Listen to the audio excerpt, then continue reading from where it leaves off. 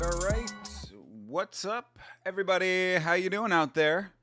Thinker St. James here, and we are putting the Fight Pass free trial to good use. Tonight is the first watch along that I'm going to be doing of an event on the Fight Pass platform, and it is FFC 100 coming to us live from Lima, Peru. That is a country in Latin America, if you're not familiar. So this thing starts in about 30 minutes, just under 30 minutes now, 28 minutes and counting. And we're here.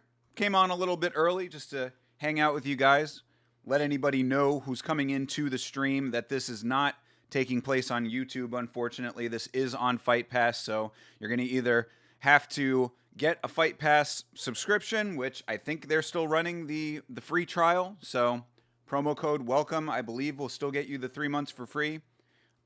So you can get it that way. If not, you're going to have to talk to some of your Russian friends. Hey, Beeb, what's good, man? Rick Allen has two dads. I wonder if Rick Allen's two dads are going to be watching FFC with us. I believe that this is the FFC that is made famous by James Yantop having it tattooed on his throat.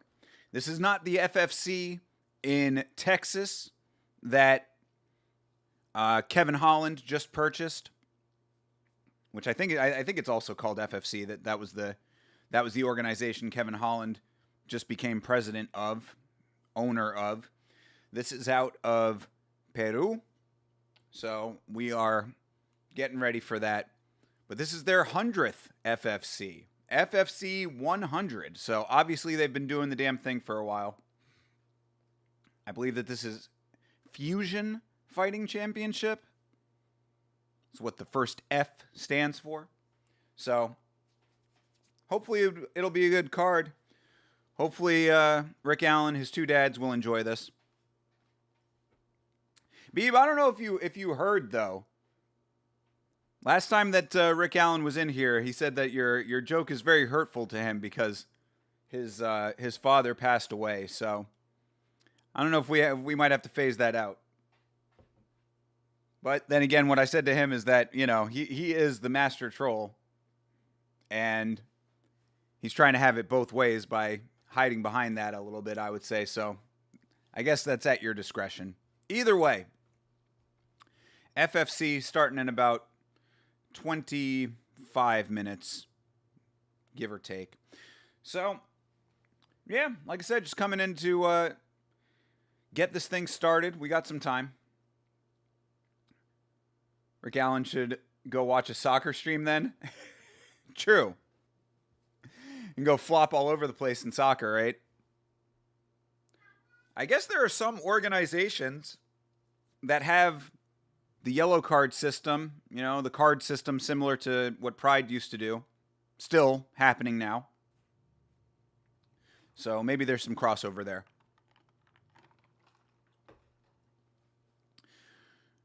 Yeah.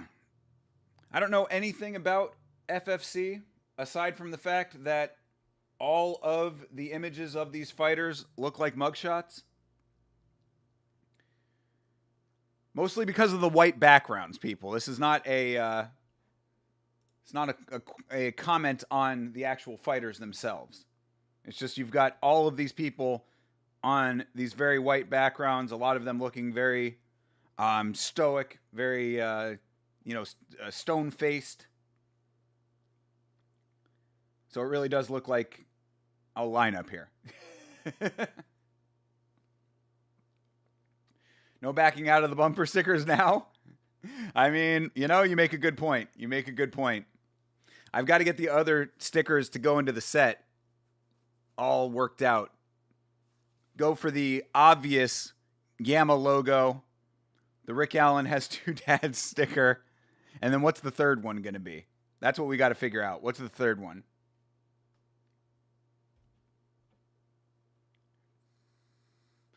You got to have it in a set of 3, right? Q Stream Hub Shop with the little rat emote coming in on Kick. Appreciate you. If you are in fact a human being. I do like that little rat emote. He's going. Me and Vitz on the couch? Yeah, I like that. I'm okay with that.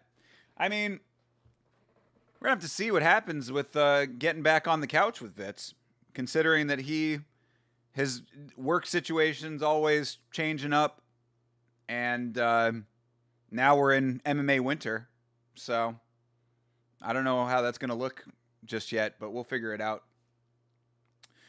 Barrio, only streaming here? Yes. So I put it in the description of the video, and I suspect a lot of people coming into this one are going to be asking this question. I do not have links for this event. This is taking place on Fight Pass, but you can get a free trial to Fight Pass with promo code WELCOME. I'm doing free promo for Fight Pass on this one, I suppose, but UFCFightPass.com, promo code WELCOME will get you a free trial, and you can watch this event on Fight Pass. If not, you're going to have to find it alternatively, and I cannot help with that. So, like I said, I'm sure that there are going to be a good amount of people coming in asking for links. I do not have links to this event, so I apologize for that. Yeah, I you know, Beeb, you say that. Is that just like how everybody's doing it nowadays? I've heard that like you can just find like anything streaming on TikTok now. It's so crazy to me. I'm not going to go on the whole TikTok rant, but you know that your boy has been banned from TikTok. And I'm like, TikTok has that kind of stuff going on where they've just got like full streams of works that are, you know, for pay elsewhere.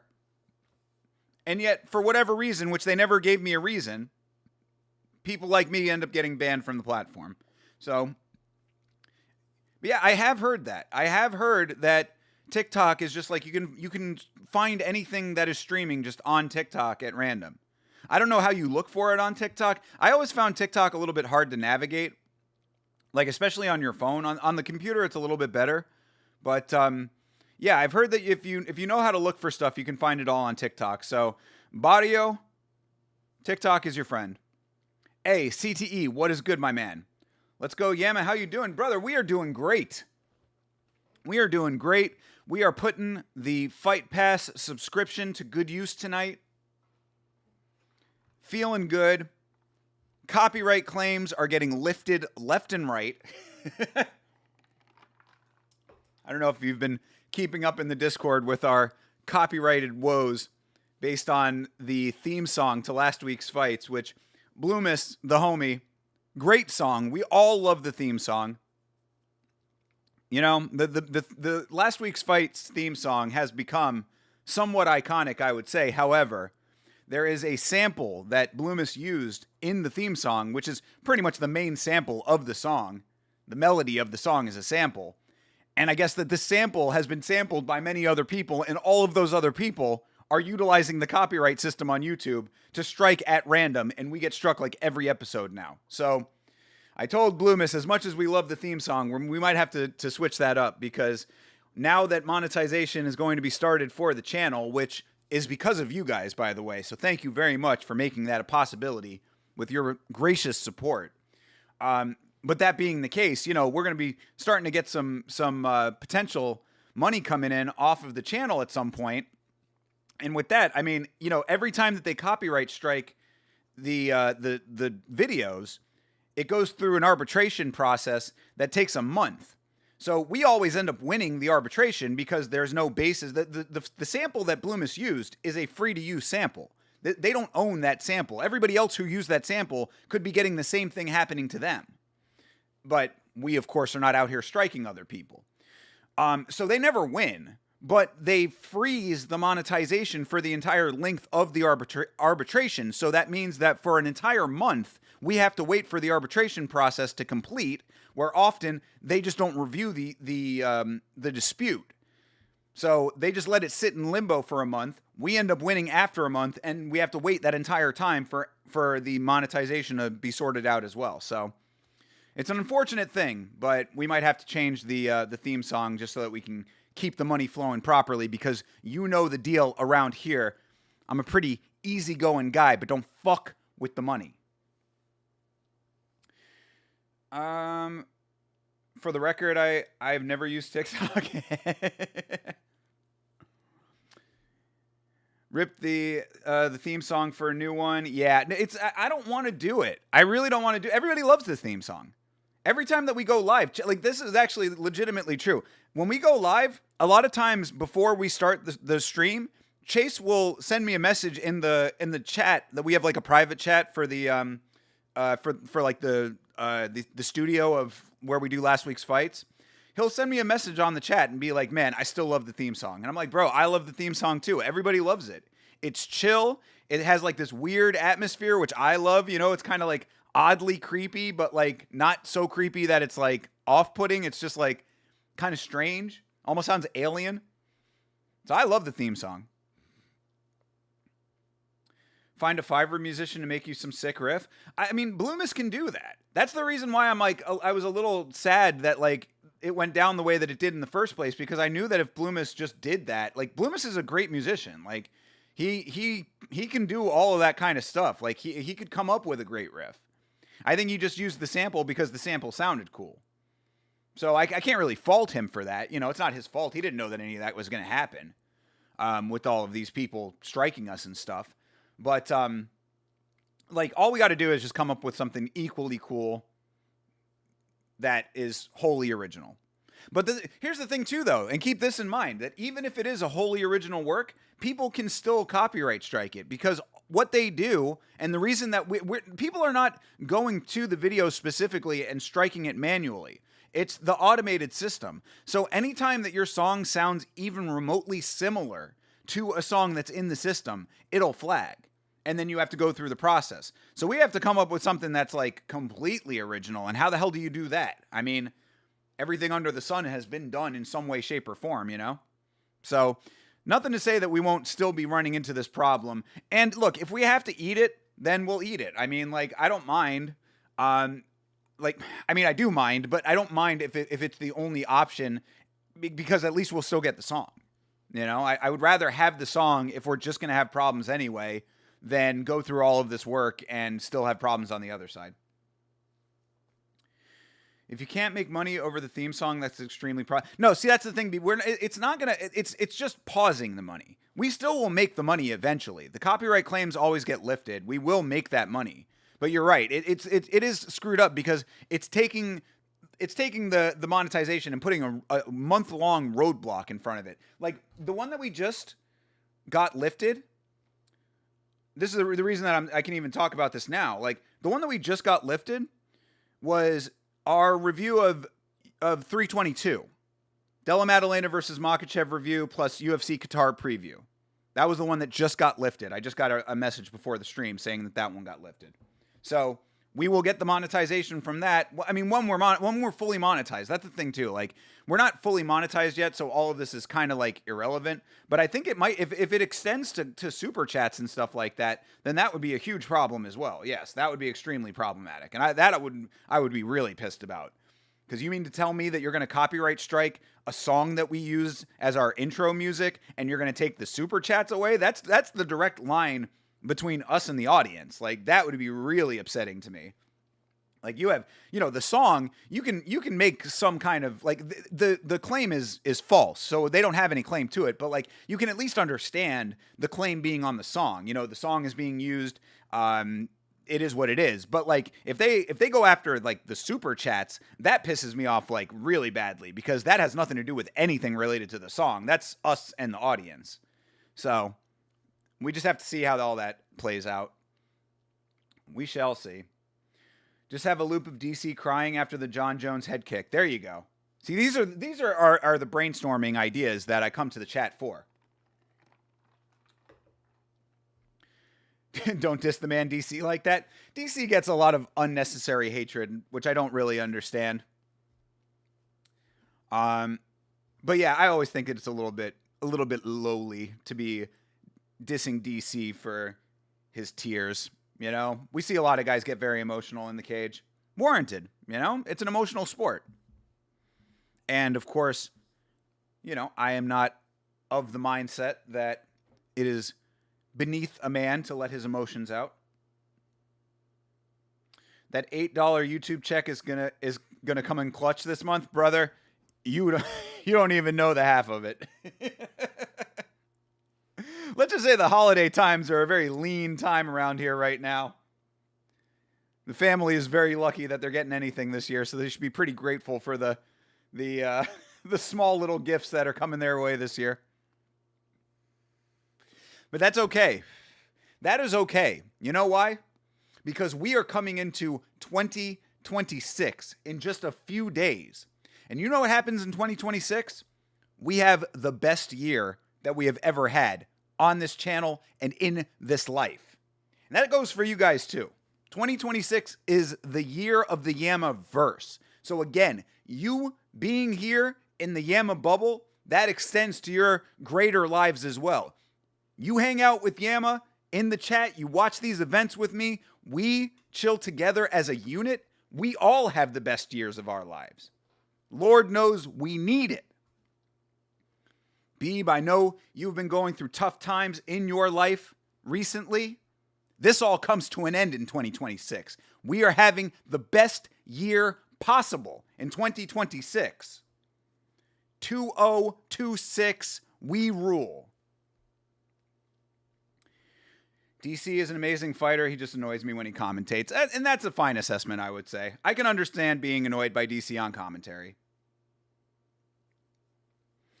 Don't forget us when you reach the top, bro. Yamasha, brother, I will never forget any of the OGs. Ever. Never, ever. Seriously. I still remember Jack Director.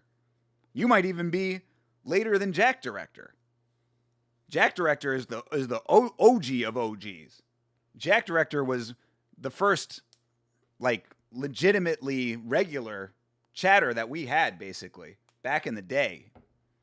Missed that guy tremendously. He was hilarious. You would have loved Jack Director if you never got to be in chat with him. He's out there in California, hopefully doing great things. But trust that I will never forget the OGs, ever. That's legitimate. Like, the people who support this channel that have been here since, like, the early days, like, you will never be forgotten. Not in word or in spirit. Legitimately. Because it means a lot to me. I always say, and you know, I can imagine that at some point people start getting a little bit, like, annoyed by me saying how much I appreciate it, but, like, I can't stop saying it because it's the truth. I would not be lying about this. Like, the fact that I get to come on here and chat with you guys is my favorite thing to do in the world. You make that possible for me. So, you know, I couldn't do it alone. I'd be yelling into the void. Now, granted, you know that your boy talks, so I could talk into the void for hours on end. This is facts, but I don't want to have to. You know, I would much rather chat with y'all because you make me laugh and we have a great time. The small YouTube community that we have is pretty sick. Same people, chill, even Rick Allen. Yeah, dude, and that's why, like, when it comes to Rick Allen, like, I always, like, I try to treat Rick Allen, like, with a modicum of kid gloves because, like, I know the type of person that he is, and he still is a member of this community. And, like, if I heard somebody talking shit about Rick Allen in a different chat, I would probably say some shit. You know what I mean? Like, hey, you leave Rick Allen alone. That's our homie, okay? Rick Allen is a bitch, but he's our bitch. Yama will be receiving some of my Canadian Monopoly money someday soon. CTE, never required. I appreciate the sentiment, but know that you are just as valid with or without donations. I have a commitment to making sure that as much of the content that is possible to be free remains free. The only things that I've been thinking about when it comes to monetized additional quote unquote exclusive content is possibly an additional stream. If we start doing the Patreon, I might do like a members only stream once a month or something like that. But like, I'm even questioning doing that, because why? Like, it would literally just be the same thing that we do here, just like chilling. The only thing that I was thinking about with Patreon, now I'm not committed to this yet, but the only thing that kind of would make sense if we did it through Patreon is if we wanted to show fights on stream that we couldn't show on YouTube. Because I know that you can do like the members only thing on Patreon, where it is just like a closed broadcast. So it would be like basically us in a big like chat room or something like that, and I could show like old school UFC fights or something like that, or I could be showing like the actual fights from this if it was like that or whatever. Like, I think that there are ways for that, since it's not like going out in a mass sense. That might be something I would consider, but only because it would be like an added value type of thing. But I don't even really want to do that personally. I would prefer all of the content to always remain free, and that you guys never have to donate anything. You donate your time being here with me, and that is, something that I do not take for granted. So I appreciate the sentiment, but know that you are just as valid either way, my man. Bro Yama is taking my betting money when this merch drops. Let's go, brother. Oh, speaking of, I'm glad that you mentioned that. I know that Sigma is not here currently, but I did get a very nice response from Combat Corner. Combat Corner is a company that does custom rash guards and combat sports apparel. And they were saying that there might be some options for me to do custom Yama rash guards and open up like a little like team store on their website. But the issue is that there's limits to, or there's a minimum that has to be met. So I'm gonna have to talk to the guys and be like, look, I will do the custom rash guards, like, or custom Yama merch that's specific to combat sports. I would love to do that, and I would love for them to have that. But we got to know that we're gonna sell like 10 of them or something like that. And I would even buy one myself. I don't even roll. I'd buy one. I buy one just to wear because they're dope looking. But we just have to be able to like move that number of them. So if you are interested in the custom Yama rash guard, we're gonna have to get like a little list of people like who are committed to buying them, and then we can figure out if we actually go through with that. But maybe that's a little bit farther down the line. But either way, Beeb, I appreciate the thought on that. And yes, the merch will be coming soon, because we're getting close, people. We're getting pretty goddamn close right now. We're also getting close to FFC. That is starting in just over 6 minutes. But right now, yeah, we are at 918 subscribers. So the Yama merch at 1,000 is coming really, really quickly. I mean, we might not make it before the end of the year because we only do have a couple of days left, but we are really close to the goal. And the goal for the year was 1,000 subs. So we are kicking ass and taking names, if you didn't know. John Dong, how are you, sir? Good to see you, brother. John Dong, a guy who might be interested in a custom rash guard. Anyone to actually look out for on this card? I have no clue, my guy. I do know that this is for their flyweight title, I believe, is this card. The main event is I think, their flyweight title, I read.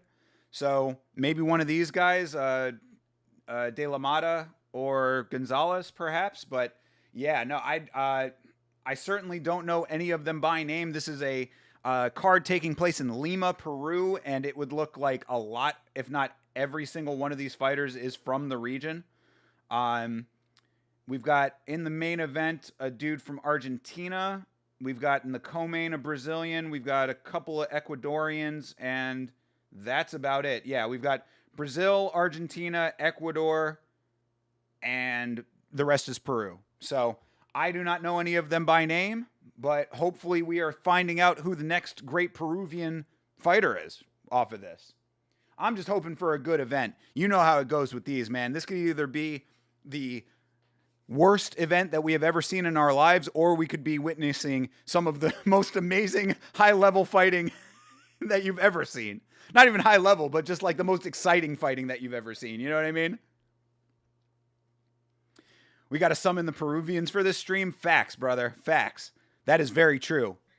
The power of Peru must propel us to greatness on this stream. Viva Peru. Arbolito de Peru. That's the little tree from Peru, if you didn't know that. It's an old, I think a song. I don't know why, but for some reason, back in Spanish class, back in high school, my Spanish teacher taught us this song called Arbolito de Peru. And I don't remember the song, like the words to the song, but like I do remember the name of the song. So, from the arbolito will grow the arbor más grande. That's a big tree. Anyway. Maybe, yeah, depending on what they look like. Well, John Dong, trust they are going to look dope as fuck. That is the answer of what they're going to look like. But I will, I'll get a mock-up done, I guess. We'll see.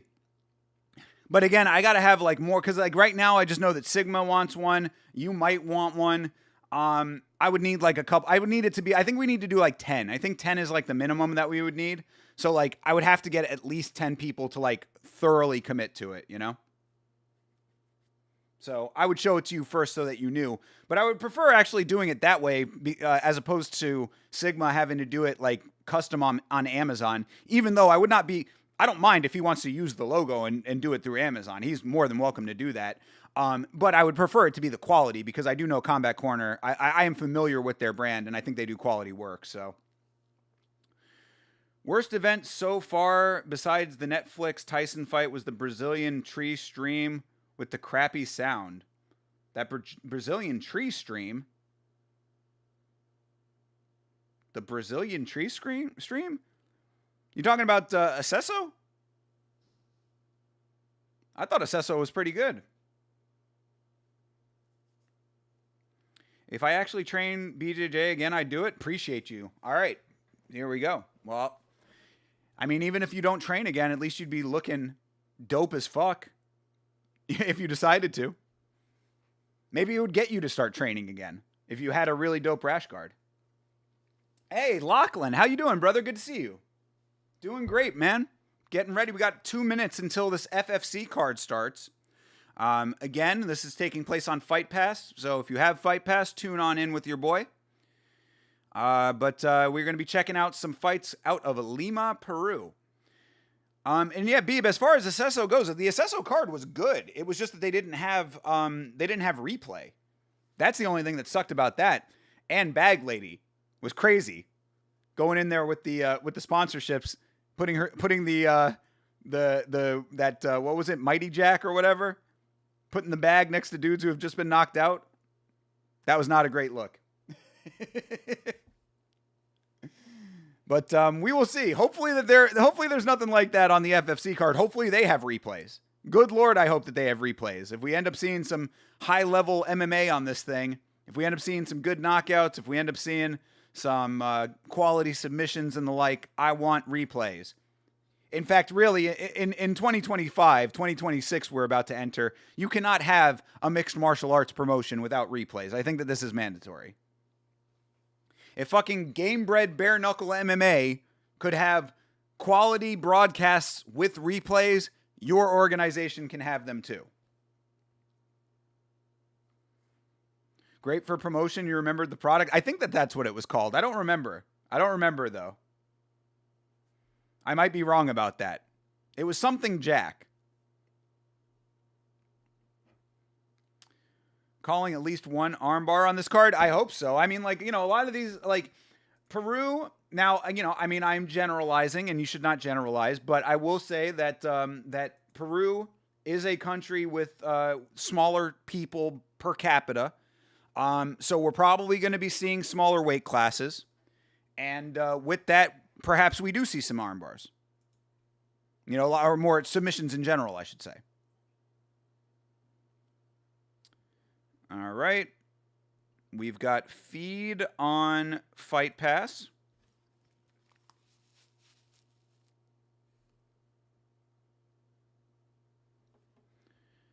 So I will start the timer here in just a moment. I'll flick between the fights and Australia demolishing English in the cricket. You're a cricket fan. Brother, I don't know if I've ever spoken with a person who actually watches cricket. Tell me about cricket, my man. Explain to me what is dope about cricket, because to me, it just looks like, as an American, it looks like baseball that you like underhand and you have a long flat bat for it. And I know that the games go on for like multiple days. That's what I wouldn't enjoy about cricket. Like, I need there to be a definitive beginning, middle, and end to my sporting events, and it can't be a multi-day affair. Like, we need to move these things along. Speaking of which, this stream should be starting any second now, and it has not. Could this possibly be another instance of us going to watch an organization that is not the UFC and the event having some kind of problem? Because it's 10:01 right now, and we do not have feed yet. Stream begins shortly. Please stay tuned. Did you see those leaked Mr. Beast documents about how his channel became a success? You should look it up. It makes interesting points. Yes, I am familiar with what you're talking about there. Back when Mr. Beast was having his legal controversies, I did see a little bit about that. And yes, Mr. Beast is a guy who studied virality and deserves all of the success that he has. I am not a fan of the type of content that he does. And I do find him to be a little off-putting as a personality personally. There's just something about him that I don't know. There's just something like that kind of turns me off about him. But I do respect him greatly. I respect him greatly. I think that he is a person who, oh, here we go. We got feed. Sorry. There we go. FFC. What? How are we already? What's going on here? This is they showing us a replay? Or is this from earlier? They just dropped us into the middle of this event, and we're seeing the outcome of a fight right now. Okay, well, I guess your sync point is this guy getting his hand raised. Pedro El Gallito Marinas. Where is he on here? Oh, yeah. They just dropped us, like, right into the middle of the prelims. What the fuck? That's weird. Also, is the commentary in Spanish? It said that there was an English option. Is it only Spanish? But I've never read fully through the Mr. Beast document. I would like to actually go through it at some point and like see all the stuff he says in there. Because I think it's like the SOP, right? It's like their standard operating procedures at the company is what you're talking about. I was in another stream where the guy was showing a video on stream of someone analyzing the documents. Interesting. Yeah, they just dropped us right into the middle of this. Yeah, this is, what the fuck? Okay, well, here we are, I guess. Yeah, they just put us like right into the middle of the prelims. I guess prelims were already going on. That's kind of shitty.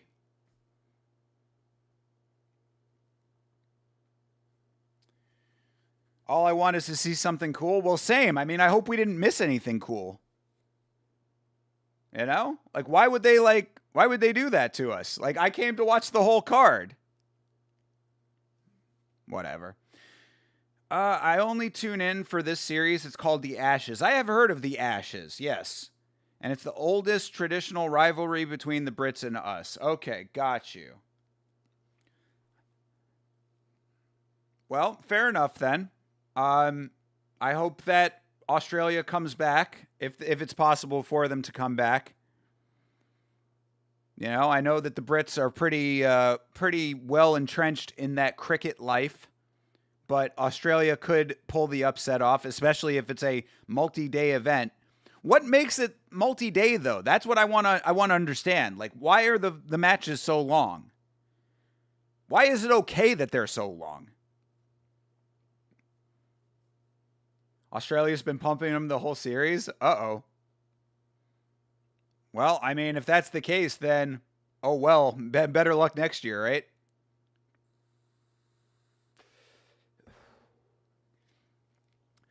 Nice shots of downtown Lima and Vivo.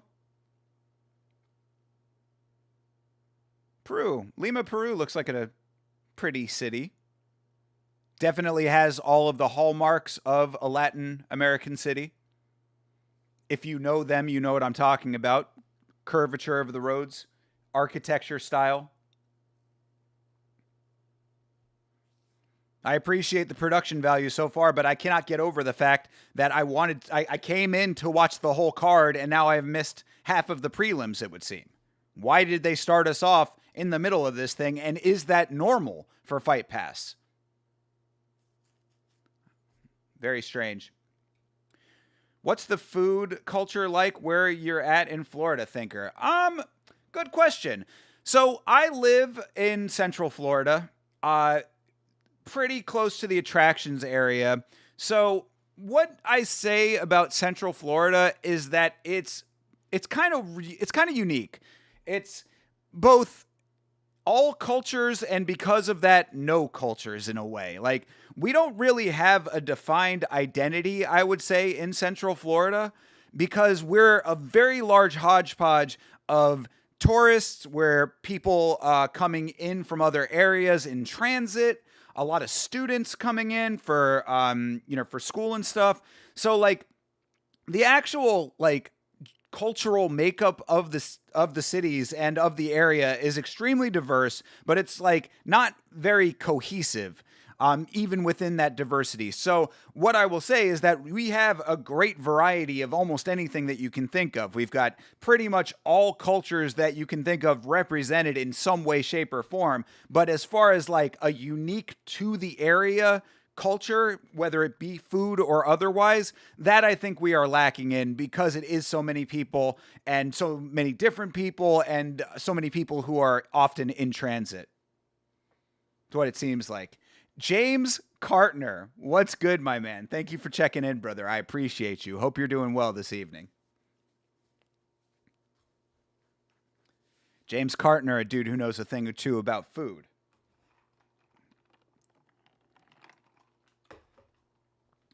How's Lakeland, Florida? I ask because that's the only place I know of in Florida that isn't like the typical cities. Lakeland is a nice place. It's very quiet. So Lakeland is pretty much just about halfway between Orlando and Tampa. That is the headquarters of Publix, a predominant grocery store here in Florida and other southern states. A grocery store whose rotisserie chicken I often get and got me very sick yesterday. If you're wondering why I did not stream yesterday, it is because I was sick as fuck off of some tainted rotisserie chicken from Publix. Generally awesome. I love Publix chicken normally, but for some reason, chicken thigh from Publix got me very sick yesterday. But yes, as far as Lakeland goes, very quiet, off the beaten path, so to speak. Not like the quietest. I mean, we have areas of Florida that are like very, very rural, very out there, kind of the boonies sort of situations. So I would say Lakeland is like just above that.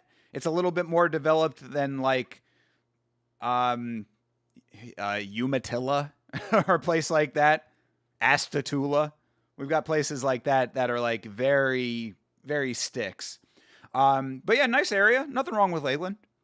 I mean, at one point, I was actually considering moving to Lakeland just because there was work there that I might have been able to do, but glad I did not. Lakeland is where Andrew Reynolds is from. He's one of my favorite skaters growing up. Like Lakeland is it's a populated enough area that it's like a decently, not major city, but major enough. I mean, it's a populated area. It's got all of the stuff that you would think of in a regular city. So yeah, Lakeland's nice. Yeah, nothing wrong with Lakeland. I got love for Lakeland. I pass Lakeland often when I'm going out to Tampa. That's how I know Lakeland mostly. I've been to Lakeland maybe like twice or three times, something like that, like actually in Lakeland. But really, what I know Lakeland for is when I'm driving to Tampa for various MMA events. That is what I see passing. All right, Diego, El Perro Loco, Cieza. The crazy dog, Diego. Got a whole lot of text tattooed on his chest. Bro's got a book tattooed on his chest. How could you ever read all of that? His opponent is Freddy Destroyer Cordero, significantly less tattooed on his chest. Hey, Nav, what's good, man? I have to come watch Fury, Yama, and drink cerveza cristal. Let's go. You're all out of cristal. I believe that this is Fusion, is it not? Fusion Fighting Championship? Maybe I'm wrong. Either way, we already missed half the prelims because they weren't broadcast. We just got dropped into the middle of these prelims. So Freddy Destroyer Cordero versus Diego El Perro Loco Cieza. Bloomis, how are you, sir? What's good? We were just talking about you earlier with your amazing music skills. We got to get that new Last Week's Fights theme song underway, my guy. Ooh. Peruvian ring girl getting a big thumbs up from your boy.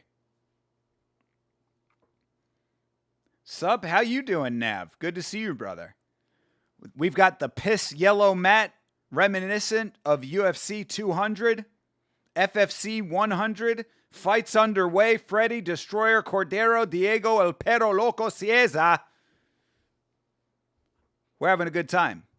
Finally seeing some fights, even though apparently we missed a bunch of them because they just didn't broadcast them. I don't know how they decided to just drop us into the middle of the prelims like this, but for whatever reason, they did. So here we are. We could have been watching fights an hour ago. Fight Pass said no. We're gonna get to see how much of my Spanish translates for this because I did hear something about the cabeza. So go to the head. Movimiento. Yeah, movement. That double knockdown fight went the distance after that. Both survived. Yes, appreciate you posting that in the Discord. What I had said is that referee needs to come on over to MMA immediately with the way that he handled that. It was so perfect. Didn't know what to do at all. I was like, he would fit in perfectly with the Nevada State Athletic Commission.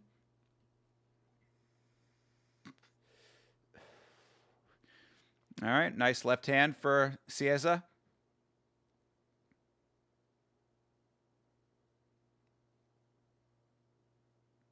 Ooh, that was a good combo for Cordero.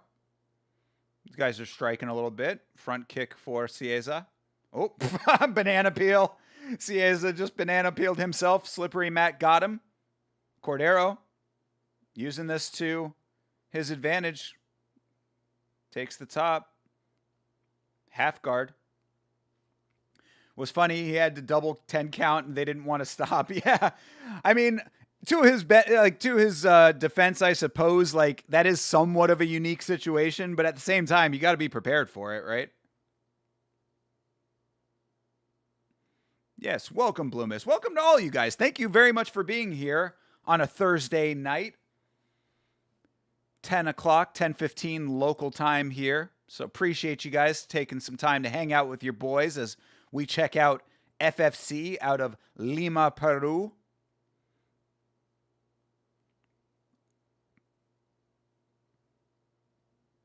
Uh-oh.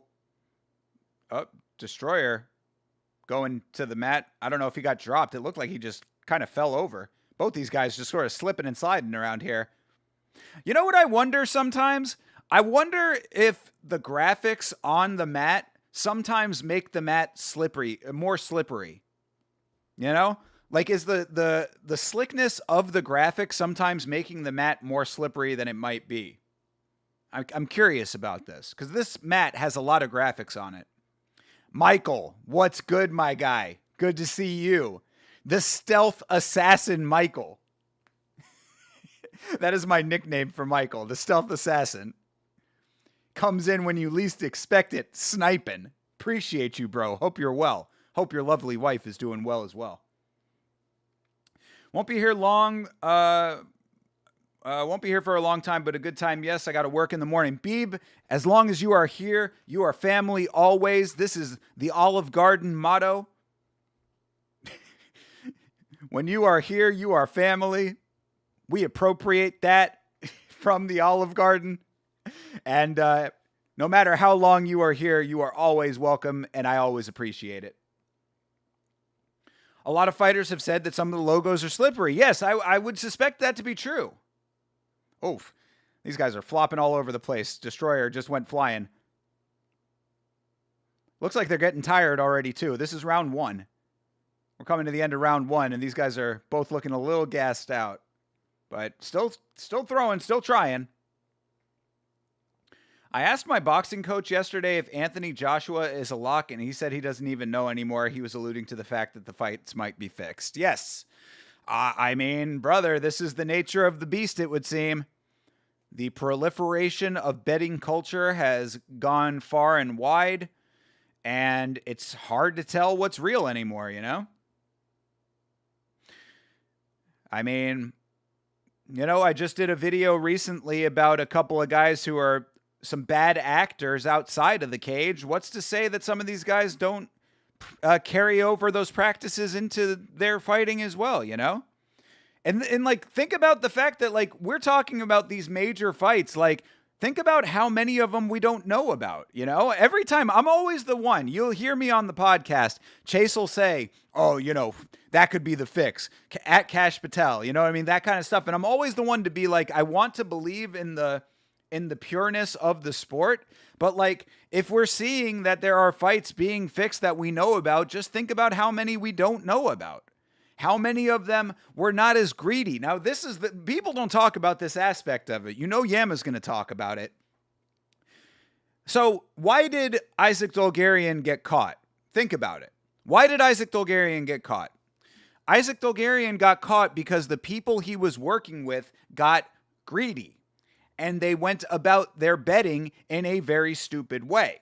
If you recall, the details as we know them to be was that it was 5 very large individual bets placed at the Hard Rock Casino in Las Vegas in rapid succession.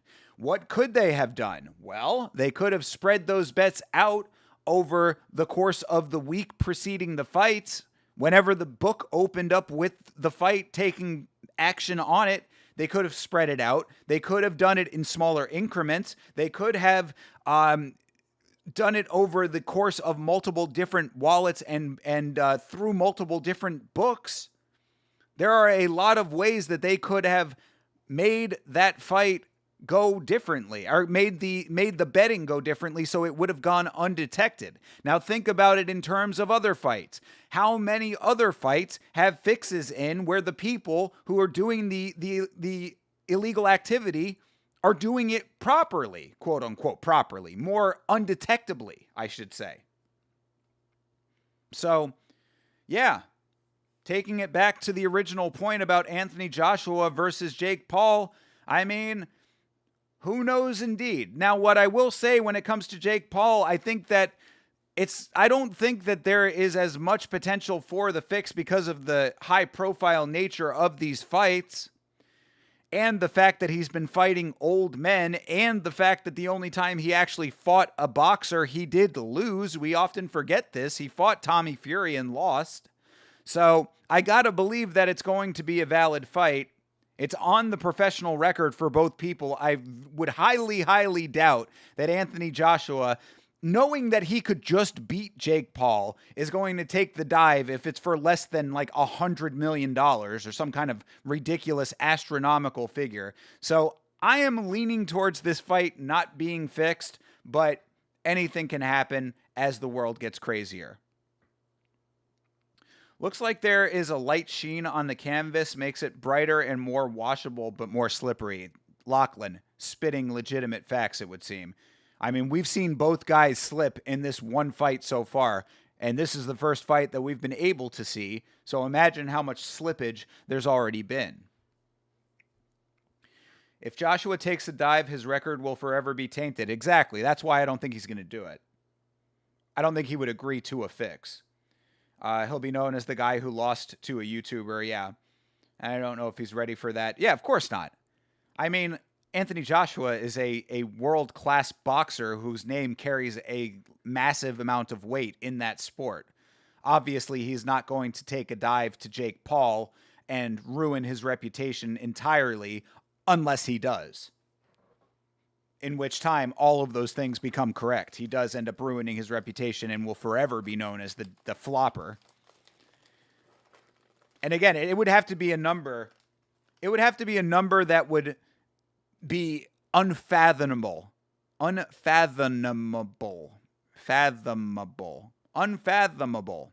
the average person. It would have to be a number that's inconceivable to the average person. We're talking upwards of $100 million. I wonder if the mats got hot from the stage lights. I remember stages used to get hot throughout the day when I danced. Oh, hell yeah, dude.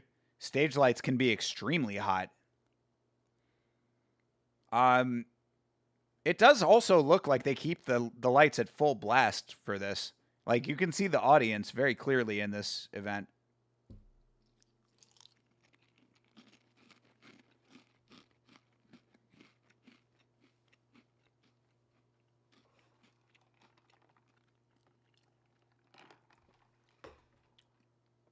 It doesn't look like traditional canvas, probably a more fabric material. I'm questioning that because if it is fabric, then the graphic would still be like a vinyl or something like that. But the graphics look like they're being applied directly to the material of the canvas, so I don't know if it is a fabric or not. Hard to say. Bro, you need a better drinking container? I need a better drinking container? You mean besides the chalice? You know that the Yama chalice is coming around the corner when the merch gets made. This is the optimal drinking container for my stream, however. It's got a handle. It holds a large amount of liquid. I can easily go off camera and pull on camera with it. The handle is really what makes it.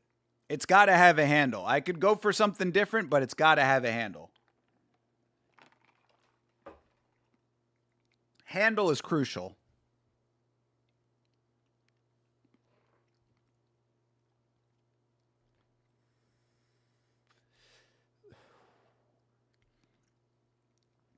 First note that I have about FFC, aside from the fact that they dropped us in willy-nilly in the middle of their prelims, is that they need your boy on commentary, because so far I have heard some very questionable commentary and we're only in the first fight. Bro just said this is a good ground and pound strategy. Okay. I'll chalk it up to maybe there being a slight language barrier, perhaps. I mean, not a language barrier, but like, you know, oh, damn, bro is bleeding. Couldn't see that earlier.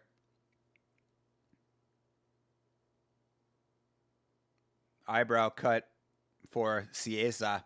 That's going to look good for the judges. Ooh, yeah, that's a good gash. Damn. Ooh, why? Oh my God, stop. Why do they do that? Bro. Oh, they're stopping it? For that cut? Yeah, bro got elbowed in the face. I mean, it was a decent sized cut, but what the fuck was that, dude? Like, he goes in and the doctor comes in, pulls the cut as wide as he can, and then I guess they're waving it off now. Give me a break, dude. I mean, I don't know, maybe because it's a regional show, the judges or doctors rather, like, act a little differently, but like them stopping the fight over that cut seems a little ridiculous. I mean, it's a decent sized cut, but come on. I can't see Paul versus Joshua being fixed. Way too much money on it. Yeah, I don't think so. I don't think it's going to be. Closest you'll get is maybe an agreement to let it go past round 5 or something. I mean, even that's a fix, though. That's still in and of itself a fix, if that's the case. 10-7, what's good, man? I didn't know there was a gay convention happening tonight. What does that mean? Pardon? Yeah, no, I don't want to see the inside of that cut. Yeah, exactly. What the fuck? Why? Yeah, like this doctor is coming in here fucking, yeah, oh my God, they're showing the replay of him like fucking, dude, like why are you doing that? He literally pulled it as wide as he could. Like if the cut was already bad, you're making the cut worse. What the fuck was the point of that? It was like he wanted to stop it at that point. Yeah, that was a weird stoppage for sure. You're calling everyone in this chat gay? Bro. Unacceptable. I hope Netflix learned from the Tyson fight and their shit works this time. Bro, dude. I cannot tell you how upset I was during that Tyson stream. It was one of the least pleasant viewing experiences I've ever had. I would suspect that this is not going to have nearly the same level of viewership, so I'm sure it'll be a lot better, but either way. Like the doctor was checking for depth. Yeah, checking for depth by like making it worse.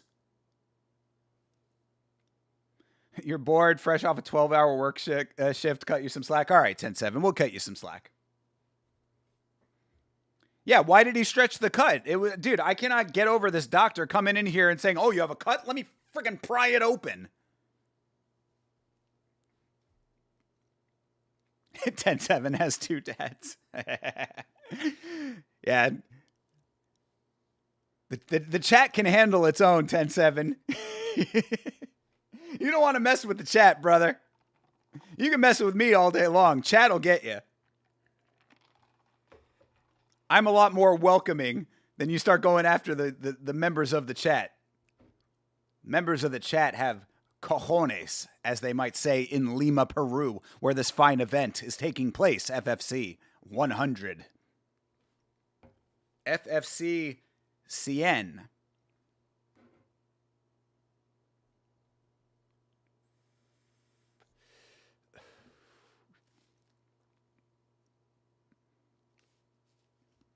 But yeah, 10-7, I subscribed to your channel. I was watching a little of your content. There was, I think I mentioned it the other day though, that one guy that you have on there though, like that was a dude that I had to comment on one of his videos. Like it's very rare that I would ever like go out of my way to like comment on people's stuff negatively. Like I really don't go out, like I try not to be involved in any kind of quote unquote beefs. It's not like I was trying to start beef with the guy, but he did have a ridiculous take on the Bulgarian situation. The one dude was saying, like, he did a video where he had said that basically that fight fixing is not illegal. And I was like, bro, you are like, that's a very wild thing to be putting out there. Especially with a channel, like, I mean, his channel is probably like about the same size as mine, or at least was at the time, I guess. I think he had like just under 1,000 subs or like around there or whatever. But I'm like, you might have fighters in your viewing audience that like, if you say things like that, you might, especially younger fighters, you know, I'm sure that people get approached behind the scenes sometimes if they're just starting out in their careers. Like putting a video out like that, I think is a very dangerous thing to do. Not dangerous necessarily, but like just a wrong thing to do. So I kind of had to check him in the comment section. Which guy? I don't remember his name. He's I think he's like a Hispanic guy. But he was on the video where you talked about the Bulgarian situation, because that's the one that I watched. I watched that, and when you were talking about how like some reporter guy was fucking with you, which I think you guys handled pretty well. Based on how you were describing it. That was a weird situation. Like that reporter guy that was just like coming out of his face at you. Like, I was like, what the fuck? Why was this guy fucking with you? Yeah, it was the guy that was on when you were talking about that. Pro Schmo. Yeah, I think that might be it. And again, like I don't have any specific problem with him. I mean, I'm sure he's a nice enough guy, but like that take, I was just like, bro, you can't be saying stuff like that. Like that's, it sends the wrong impression to people who are not going to do the research on it. Especially when it comes to like younger fighters and people who are just starting out in their careers. I mean, like for them to think, oh, if I fix a fight, like I'm not even going to get in trouble. Like that's kind of bad in my opinion. Do you think fighters should be allowed to bet on themselves for the win? I would say no. And I know that that's probably like, I think that there's a lot there, like there can be other sides to that argument, but I would say that if it was my choice, no betting at all for any active competitors, anyone involved in the sport itself. That would be my take. Because once you start getting into that, because the whole thing is then, okay, if you can bet on yourself to win, is it only just to win? If it's just to win, then maybe. But how do you enforce that? Because like what I would say is you could bet on yourself to win, but what if you bet on yourself to win in round 2? And then you specifically take round 1 off, or you could finish the fight and then you let it go the distance because you bet the fight to go the distance and for you to win, those kinds of things. Like you said, it opens up a can of worms. I would prefer to keep betting out of anyone involved in the actual competition. That goes for anyone involved in the organization. That goes for anyone involved in the adjudication, especially in the adjudication, obviously. That's why the whole Jason Herzog situation is still very concerning. But yes, if it was up to me, anyone who is involved in the event itself in any way, shape, or form, I'm talking even down to the event staff, like the people working the door should not be able to bet on the fights. Should just be a matter of policy, in my opinion. The reporter is a teammate of Dog. Oh, that's why. Yes, I do remember you saying that. That he's a teammate of Dolgarian. Yeah, well, I mean, whatever, dude. He can be a teammate or not, but I mean, the facts were the fucking facts. And like, for him to be as mad as he was about it, like you were the only guys reporting it, like get the fuck out of here. You know what I mean? Like, dude, it's not my fault that your boy fixed a fight, Go be mad at your boy. Go talk to your mans. As far as Pro Schmo, he's a good dude. I'm sure he's a good dude. I'm not like I said, I'm not trying to say anything negative about him personally. I just think that take is a poor one. So I had to say something in the comments. That's it. But I don't want there to be any ill will towards him. I don't, it's not like I'm out here trying to like tell people not to watch his stuff or whatever. But like I will, if something like that comes up, I got to say something about it.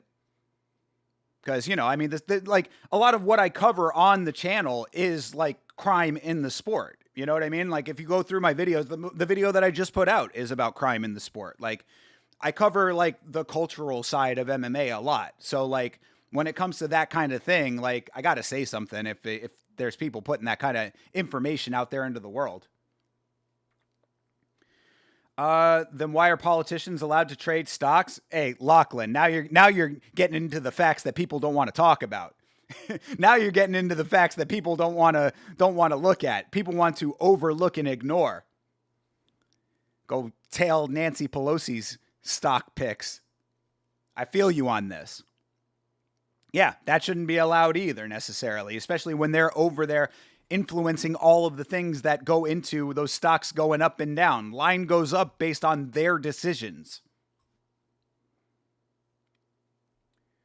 Trust me, bro, I'm very hard to upset. I love nothing more than hearing smart people express their opinions. Yeah, hey, well, cool. Yeah, absolutely.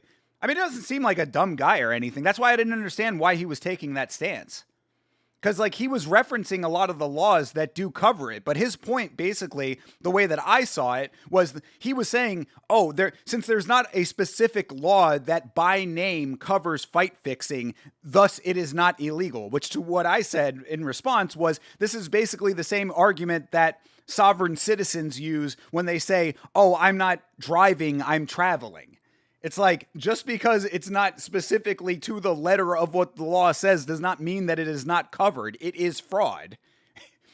It is covered by wire fraud. There are several other laws that I referenced in the comment that cover fight fixing. It is a state crime. It is federal crime by extension, that is also covered by federal law and adjudicated by the states. I mean, it's kind of a no-brainer. This is an illegal act to fix fights. That's why the FBI was involved back in the doping scandals with baseball and stuff like that. Why the FBI just busted the people that are doing the illegal gambling rings in the NBA just now with Chauncey Billups and all those guys. Like, these are all manners of fraud and illegal gambling. So he seemed to know what he was talking about, which is why I didn't understand why he was taking that stance. Ooh, knockdown. Uh-oh. Chavez trying to finish this fight early. Looks like he's going to. Oh, bro just... Yo, bro just decided it was a walk-off.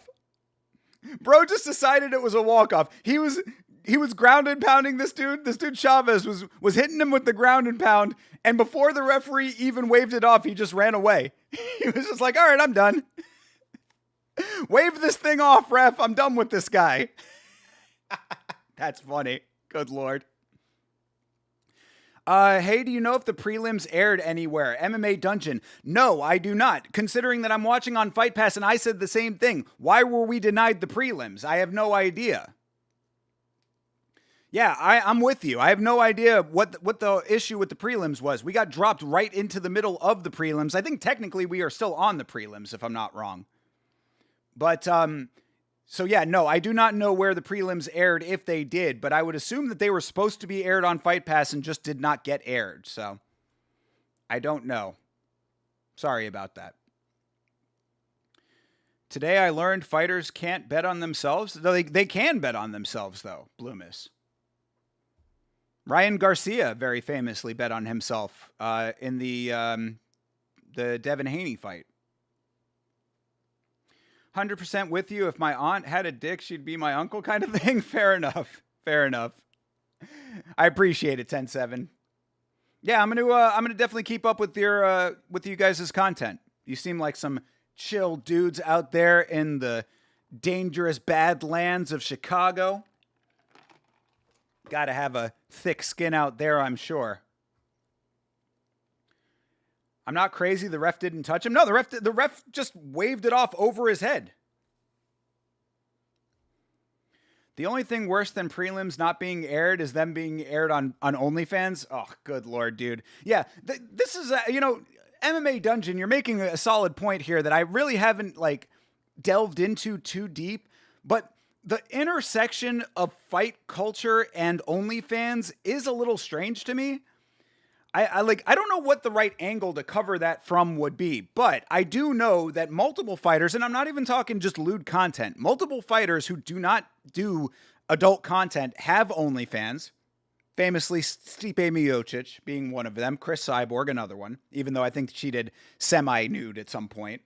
But you've got OnlyFans on rash guards, you've got OnlyFans that they're in full-on events. There was an event in Florida, I want to say maybe a year or two ago, that OnlyFans was the major primary sponsor of, and they were all over this event, everywhere. So you saying that them airing prelims on OnlyFans, that's not surprising to me, but I don't understand why that cross section, why that came about. So it's an interesting kind of world there that I'm certainly fascinated by, but I don't really know exactly how I would approach it if I was going to cover it in some way. I refuse to watch Fury or CFFC prelims. Forget the fact that they want $10 a month for their one show, but you're literally cutting out a giant part of your audience by airing them only on OnlyFans. Is that what they do for both of those promotions? $10 a month for one show, and the prelims are only on OnlyFans. Good Lord, what a dumb model that is. I don't like that at all. So yeah, I don't know. I guess we got to find out if FFC has an OnlyFans. Perhaps that's what they did too. I don't know. Maybe this is just the way. And why did they choose OnlyFans over anything else? I wonder this. I love it. My wife sees the OnlyFans charges. I can blame them on Brendan Moreno. Let's go. That's right. Wife, $250 a month to my favorite fighters. You got to support the fighters. Charles Oliveira has an OnlyFans too. There you go. Charles Oliveira, Chris Cyborg, now Brendan Moreno, I guess. Who else? Eileen Perez, big on OnlyFans. That's a little different. What's her name? Alice Ardell-Yan. Bunch of fighters have them. OnlyFans needs to be shut down. Most toxic cultural plague out there, IMO. I don't agree with that necessarily. I mean, I do understand the sentiment, but democratizing adult content, I think, is not a bad thing. I think that really people need to be better. You know what I'm saying? I mean, like, I sad to say it's a personal responsibility thing when it comes to that. These sex workers, or whatever you want to call them, are going to do their thing. It allows them to be in control of their own content better. They're not at the will of a very predatory industry in the adult content industry. They get to be their own bosses in that regard if they so choose to be. So I think that there is some value for the workers of that industry. When it comes to how people respond to it and, you know, how they choose to conduct themselves, you can't control that. It's the same argument. I had this discussion a long time ago on my other channel, on my other stream, my personal stream, when we were talking about the streamer Pokimane and how there are guys that would just give their like entire paychecks to her, like basically bankrupting themselves. And what I said is that it is not her responsibility to take care of those people. I mean, like, she's doing her job by being on stream. If they want to ruin their lives, this is a free country. They're allowed to do so. They need help. And I do think that there should be better resources to help people who are in need of help that way. So that's what I would say to it. I talked to the brass at CFFC and was like, guys, you need to check the numbers. There's zero chance you have that max viewers watching your paid OnlyFans. Put it for free on YouTube and you'll make more from it. Yes, I agree. I agree entirely. In fact, MMA Dungeon, this is something I've been trying to tell a couple of promoters here in Florida, is basically if you have a broadcast, just let me put it on the channel. And now right now, channel's still a little bit too small for this. But as the channel grows, what I will tell them is, look, this screen right above me, this box above my head that has the card, your fights could be on that box right here. Guaranteed, you would be getting a built-in viewership that you like is going to make some type of returns. I'll split returns on the revenue with you. But to do it the way that they're doing it there for the measly couple $100 they're probably getting, how many people total you think are tuning into that? Probably not many. Let's be being generous, say maybe 500. So you're getting $5,000 potentially from that. There's definitely better ways to do it. Definitely better ways to do it. I agree completely. Kevin Holland and Dennis Bazookia also have OnlyFans. Well, those are the ones I really want to see. I already know you subbed to Cyborg. Let's change the subject. My love for Cyborg is unrivaled. We know this to be facts, but I do not have an OnlyFans account, although apparently I might need one if I want to watch prelims. Who knew? I didn't even know that was the case. I did not realize that CFFC and Cage Fury were both airing their prelims on OnlyFans. What a model. What a time to be alive. Pokimane killed you in Fortnite once? Real story? Bro, get good.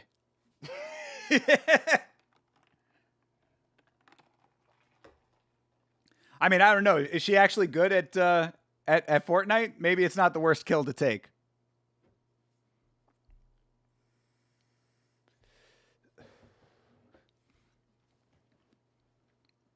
But yeah, I'm sure that there are better ways to be doing their prelims. Obviously, I mean, come on. Yeah, I mean, like what I always like every time that I'm doing these watch-alongs, I always try to seek out events that are free on YouTube. One, so that I have better access to it if I need to rewind or whatever. I only recently got Fight Pass, so I've been covering the sport for a long time, didn't need Fight Pass because I was pretty much just doing UFC exclusively. Have Fight Pass now, that's great, whatever, but like still has its limitations. Even though I guess you can rewind on here, so that is true. But regardless, the bigger thing is that I like to be able to watch it with my audience. I like to be able to put the links to the card in the stream. Oh, hey, Hamez Yantop. We were just talking about him at the start of this thing. There he is. He's Mr. FFC. FFC is the only place that this guy can get wins, by the way. But anyway, I like to put the links to the actual fights in the description so that the audience can watch along too. So guaranteed that they would be getting way more traffic off of watch-alongs, off of regular YouTube traffic, etc. There's plenty more that they would be getting out of just airing them on YouTube as opposed to doing the OnlyFans thing, for sure.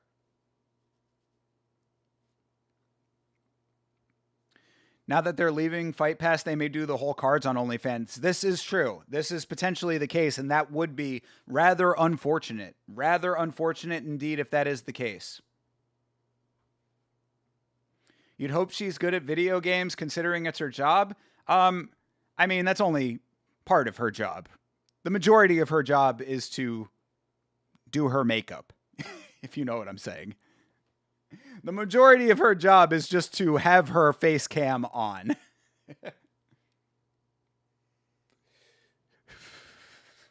Muffin Top still rocking that catch weight build, yo. You ain't lying, though. You ain't lying at all. That is funny. Well, shout out to all of the FFC crew. But yeah, I mean, it's not even that they're leaving Fight Pass. Fight Pass is potentially shutting down at some point. I really do think that this 3 months free that they extended everybody is their last-ditch effort to see if there's any viability in keeping this thing as a service. Now with the Paramount Plus deal, we're going to have to see if this even sticks around, which is very unfortunate and is going to potentially shake up the landscape of regional MMA in a very big way. So I hope that a lot more of them just go straight to YouTube. I mean, think about how much more they would be making in ad revenue versus an OnlyFans paid version, like what we're talking about here. And you got to think as well, like when it comes to the OnlyFans, yeah, you'll get the initial money from the people for the actual events themselves. And I guess you can say that some of that is recurring in the monthly subscriptions. But at the same time, you're getting more potential repeat revenue for the fact that these are on YouTube forever, if you so choose them to be.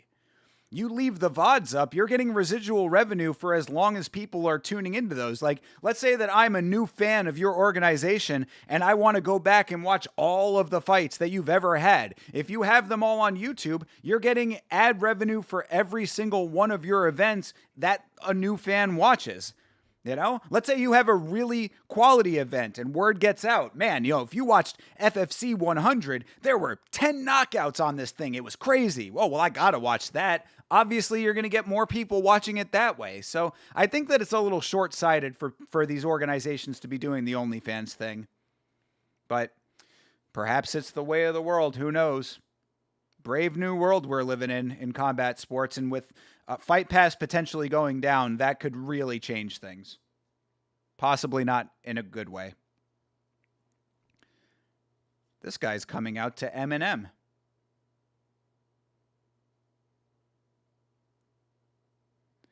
We're seeing his walkout and a little pre-recorded shadowboxing next to him. It's him and him.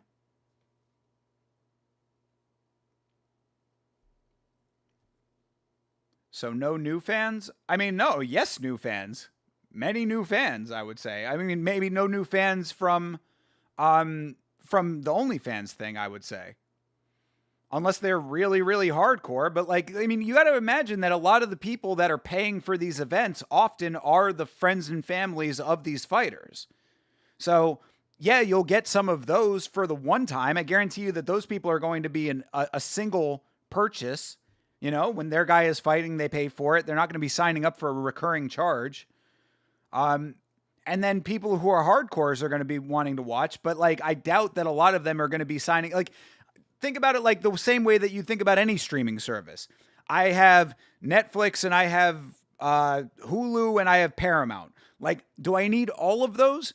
No. Generally, I'm going to pick the one that has what I actually want and then cancel the other ones when I don't need them, or I bounce back and forth between them. Like with the fights, like, yeah, if I have Fight Pass where I can get a bunch in one place, I'll do that. But like, I'm not going to be signing up to 7 different individual fight promotions, because what's the difference? Like at this level of the sport, unless you know who you're getting and like have some clairvoyance as to, oh, you got to watch out for this guy. Like we're all watching these types of events to see the future stars of the sport, essentially. Like, you know, these are the guys that are going to enter into the UFC and into One Championship and PFL and that kind of stuff and become future greats. But aside from that, you have to be an extremely hardcore fan to be watching anything besides UFC and PFL and One Championship, maybe a couple of other high-level ones. So, yeah, I think that you're limiting new fans in a real way by doing the OnlyFans thing. What is more effective than that is when you put the prelims for free on YouTube. You have 2 hours to build up hype and convince viewers to get their ass to Fight Pass and watch your main card. I'm okay with that too. I personally prefer to just have everything in one place. Obviously, that's kind of like easier. But if they want to do that, I'm not opposed to that. That's why I'm really concerned about Fight Pass going down, because it's like, if Fight Pass does eventually shut down, you're going to scatter all of those promotions to several different broadcast outlets, and then you're now making people bounce around all over the place to try to see one event. It's a poor viewing experience for the consumer. I am all about consumer satisfaction when it comes to my combat sports. Give everything that you want in one place. Make it a YouTube pay-per-view. You could do it that way. YouTube has pay-per-view options. Prelims for free on YouTube, pay-per-view on YouTube for the main card. Make it affordable. I will pay for a pay-per-view.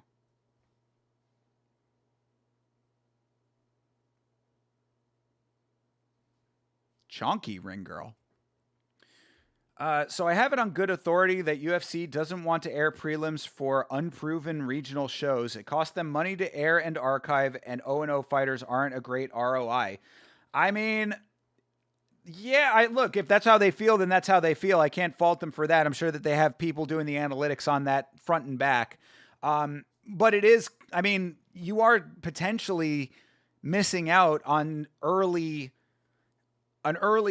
fights of like potentially future stars that way.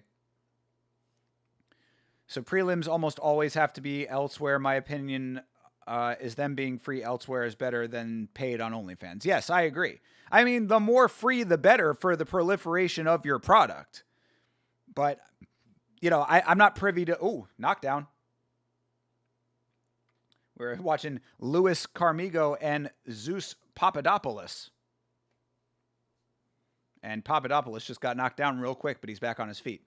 You know, I think you're always going to be in better shape getting the product out to more people. But like I said, I don't know the numbers of these organizations and like what they have to make back to break even on these things and make a profit and all of that. So we will see. We'll see how the landscape is shaken up as the prelims get aired and as Fight Pass evolves, because you know, with all of those promotions that are being taken off of Fight Pass, it certainly does shake things up. And I'm really curious as to where those organizations end up. Do they end up on OnlyFans? Do they end up somewhere else? LFA is a major LFA graduates tons of fighters to UFC. It's crazy to me that they're parting ways with Fight Pass, or that Fight Pass is parting ways with them. You watch a ton of MMA. Oftentimes, I'll just get an alert through Fight Pass on my phone that some promotion is starting. Having them disperse is going to screw me over. Exactly. This is what I'm talking about. Fight Pass is a central hub. It makes a lot of sense to have everything in one place.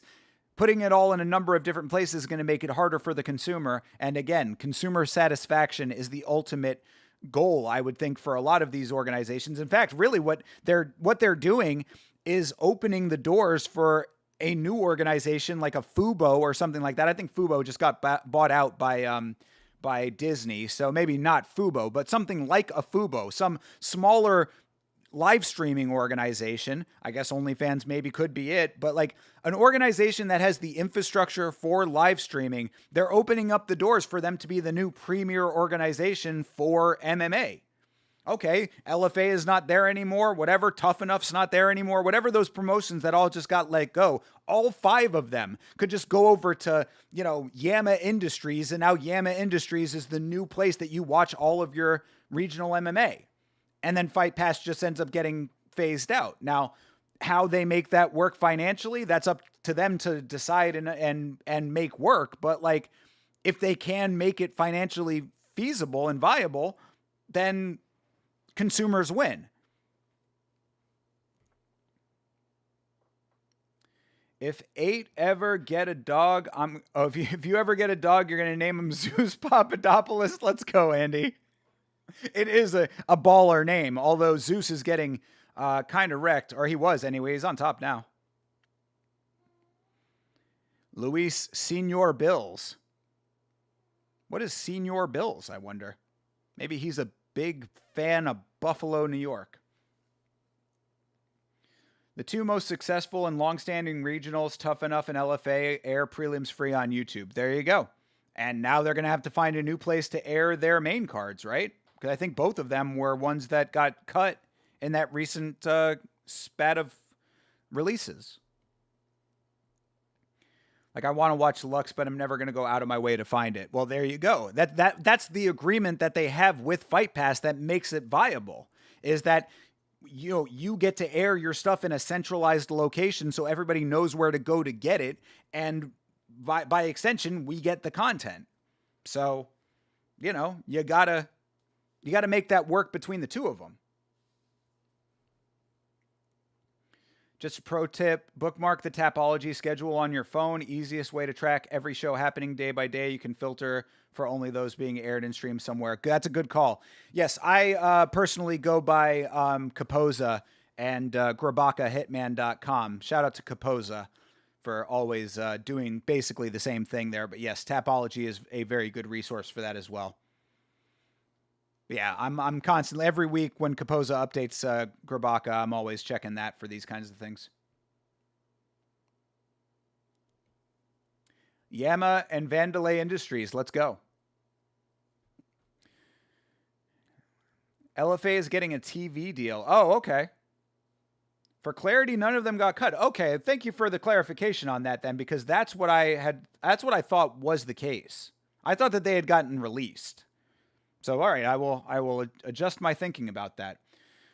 They were up for renewal and chose not to renew. Okay, UFC changed their licensing deal and now own anything that ever aired on Fight Pass. Oh, interesting. Where is LFA's TV deal? What organization are they getting aired on?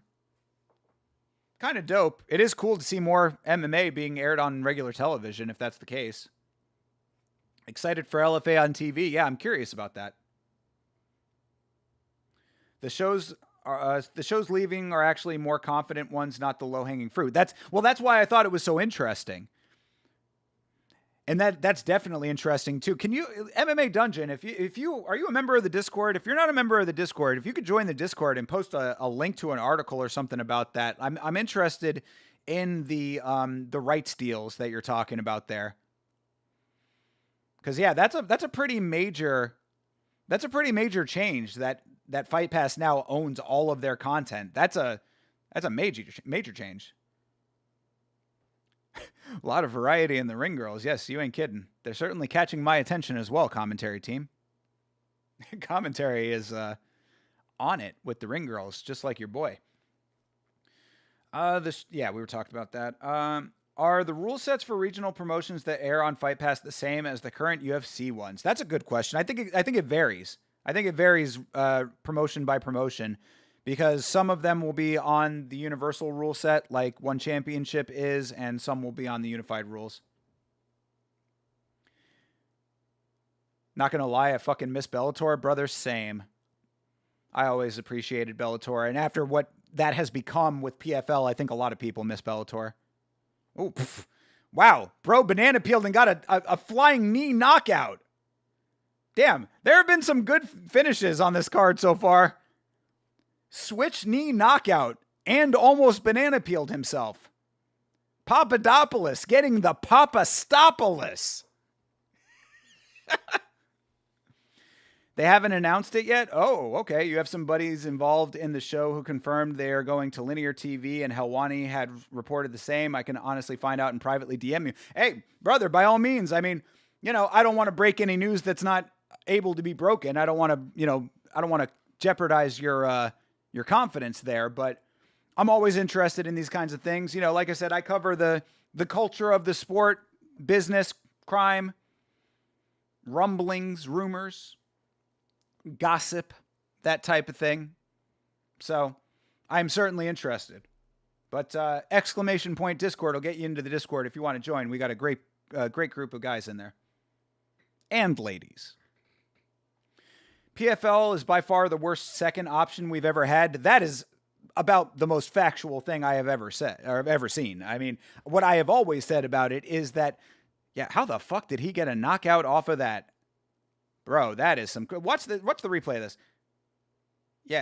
Wow. He was off balance, landed that knee at an odd angle. Good Lord. That's crazy. Yeah, he caught that knee at an off angle, ended up getting the flush knockout from it. That is wild work. Good shit. Yeah, caught a body for real. His head was too small. He never had a chance. Sometimes in MMA, that the genetics, it plays a factor. Russet is by region, not where you're streaming. Oh, the rule set. Yeah. Right. Correct. Yeah. The rule set is based on the region. And I think it's also at the discretion of the promotion, if I'm not mistaken. But yeah, what I was saying about PFL is that you cannot have a fight promotion that is run by a businessman solely, which is what Don Davis is. Don Davis is a businessman who has no knowledge of the fight world. I would much rather trust a fighter with no business acumen than a businessman with no knowledge of the fight world. You're never gonna know what the consumer really wants that way. You're never gonna have a full grasp on what you should be doing. Strike Force over Bellator over PFL, that is legitimately exactly 10,000% correct. I agree. Ian Gary weaponizes his P head. He's super hard to hit. This is true. If you're going to have a P head, you have to be that much faster. Or get into the clinch and hold your opponent close and slow dance with them like he did with Jeff Neal.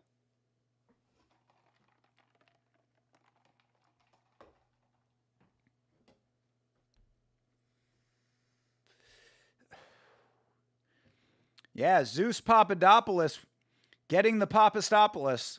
Very nice. Yeah, you look at the way he lands. Yeah, this dude was... that was a wild knee, bro. How the fuck did he pull that off? Wabow. Nice land. It was a very nice land.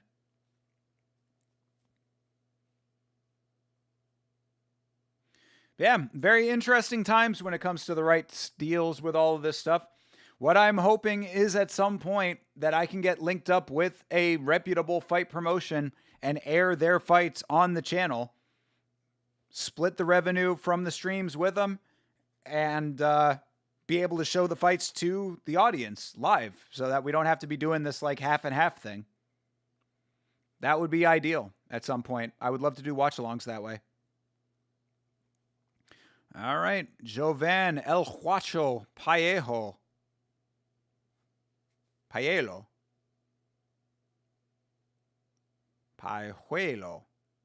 versus Alder the Bullet Guzman. I like the pace of this event. They're certainly moving these fights along. Showing us these very nice shots of downtown Lima, Peru.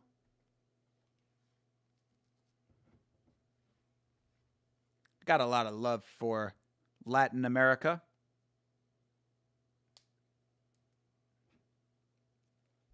In fact, someone that I work somewhat closely with is from Nicaragua. That's Central America. You joined the Discord and sent a pic of your buddy who's starting a new promotion? Uh-oh. Oh, no. Well, welcome to you guys. Thank you very much. Oh, okay. Well, there you go. You guys are going to be very successful, I'm sure. Maybe you could air the fights on your channel. Hey, TJF, what is good, brother? WTJF. You're missing the best Thursday night football game? Brother, you know that I don't watch football. You know that football is a passing afterthought in your boy's mind. Who's playing? What are the teams? I like the music that they're playing on this FFC card. I'm going to start salsaing over here, boys.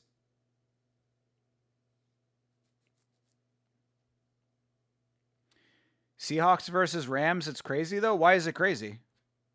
It's like a close game.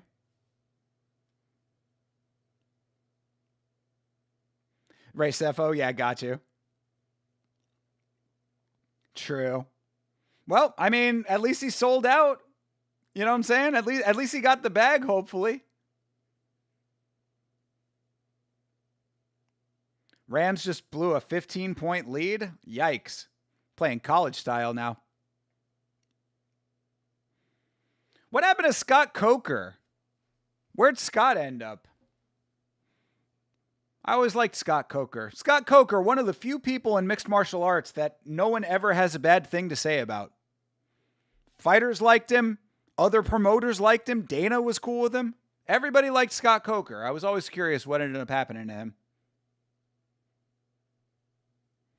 JDM walkout. Yeah, for real. Well, anybody walking out to AC/DC, of course, automatically loses a point. So this guy coming in with a point deduction, he's got no excuse. He's not from Australia. I see the little flags on the poster here. This guy is from probably Peru.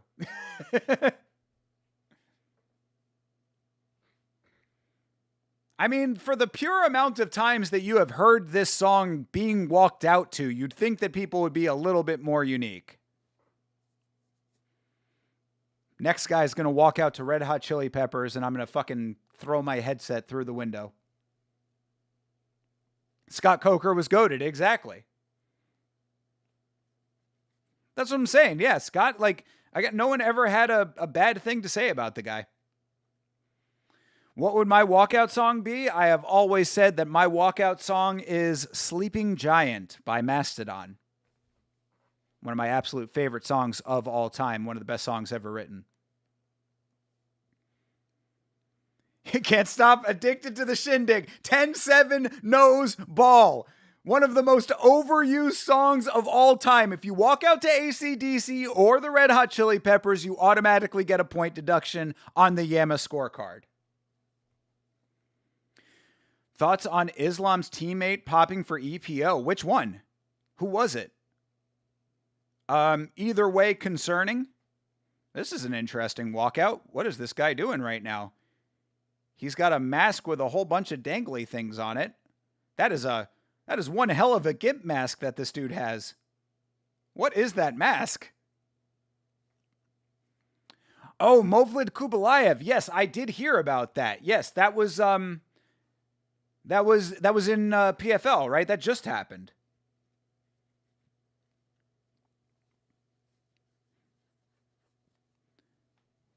Yeah, I saw that. Concerning, certainly. I mean, all of the rumors out there when it comes to the doping deal. Now, they say that USADA and the new organization, Drug Free Sport, go out to the hills of Dagestan. They say that they're being randomly drug tested like any other fighter, but EPO is pretty fucking major. So I would be a little concerned. We know how tight those guys are. All of those crews are very, very insulated, very close-knit groups, you know? Every Polish fighter on earth uses that song, brother. It's got to stop. It's got to stop. You were at that fight. You 100% knew he'd pop. Bro didn't make eye contact with a single one of us in the media room all night. Damn. That's kind of crazy. The whole night, homeboy seemed super uneasy. So you think he was just in his own head about juicing? I mean, if you're going to juice, you got to go all in, right? I mean, it's kind of crazy to think that you'd be juicing and then, like, not go out, you know, go in with your fucking chest out. Like, you knew what you did. You knew what you were going to have to do by doing it in the first place. That's crazy. That's a crazy situation there. Cool that you were in the media room, though. Who do you write for? Or who do you work? Is it just for your own show? Are you doing content too? I guess I got to subscribe to you too.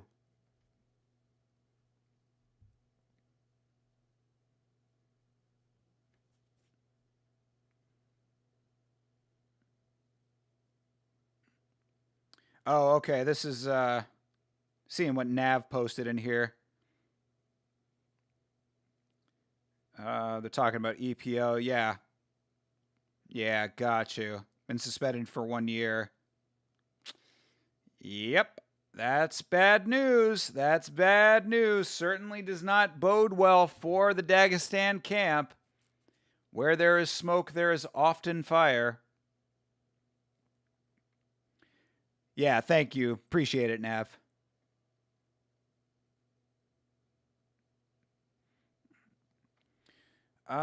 Based on what I've heard from people, they're often under the impression that they can get away with it, or they're convinced by someone in their circle that they can do it in a way that's undetected. Yes, that is pretty much the MO of the cheating world when it comes to PEDs, right? If you're going to do it, you got to get off the cycle in time to not get caught, except, you know, et cetera, et cetera. Yeah, I mean, I get it, but your actions have consequences. So that's what I mean, though. It's like, you know, if you're going to do it, you got to go in full body, right? Like, oh, well. And really, like, in the big picture, the unfortunate aspect is, what's the difference? Yeah, he gets a year-long suspension. That does suck, but he's just going to be back. It's not like they ever really do anything to, like, fully limit this problem. Yeah, you're not going to be able to fight for a while. So yeah, you are limiting your income for a little while. But other than that, you know, I mean, what's the real harm aside from an unfair sport that is detrimental to everyone involved? Sucks. How's business going? Business could be a little bit better, but we are very close to the monetization threshold around here. So we are getting close to getting a little bit of cash coming in from the channel, and that's going to help out tremendously. So 2026 is the year of the yams. I don't know if you heard this, but 2026 is our year, people. And each one of you right now is helping to make that the truth, making that a possibility. Not everyone in that camp, but more and more every year. I mean, maybe some can hide better than others. I don't know. Because as I said, it's a tight-knit group out there. You knew I'd say that? What does that mean? You're not confident in my business? I mean, trust the business could be better if I adjusted it. I'm navigating in a way where I'm intentionally a little bit behind, but it's for the betterment of Yama. So, I mean, yeah, everything can always be better. Views can always be better. I do more independent work these days under MMA Dungeon. I've contributed to Combat Sports UK and have some other work elsewhere. My 9 to 5 is totally unrelated to MMA. Got you. Right on. I think that that's a very common set of attributes when it comes to covering MMA. So, Shady Bashai MMA on every platform. All right, there you go. Yeah. Everybody make sure that you give a follow to my boy over here. Appreciate you being here, MMA Dungeon. Shady Bashai. Oh, Uh-oh. Elbow got Guzman wobbled. El Washo. Oh. Oh, Washo's trying to... Oh, ooh. Nice legal kick there on the stand-up. But, hey, Guzman trying to turn the tables. He gets the back.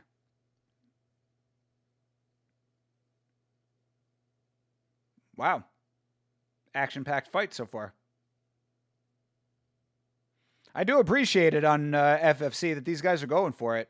Oh. Oh, this might be over. He just got a really solid shot that dropped homeboy. Guzman is down. El Washo is trying to finish this fight early.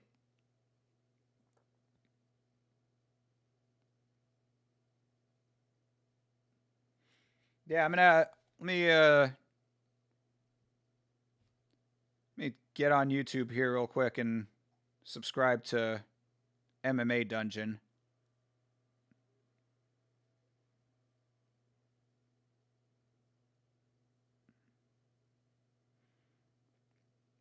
Ah, got you. All right. Boom. There you go, brother. I got you, my guy. Hey, Sigma, what's good, my guy? Talking about you earlier.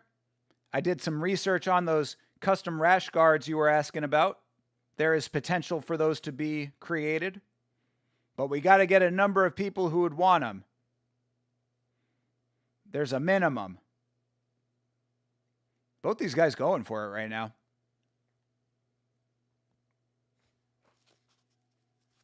This card has only been airing for just over an hour, and we've seen like 4 fights so far. This has been a good pace.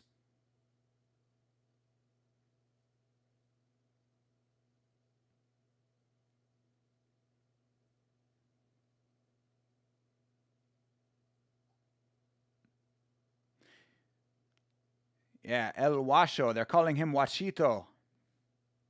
And he is definitely pushing forward. They're saying that this guy does not stop moving forward. Guzman with a nice combo. Ooh, another one.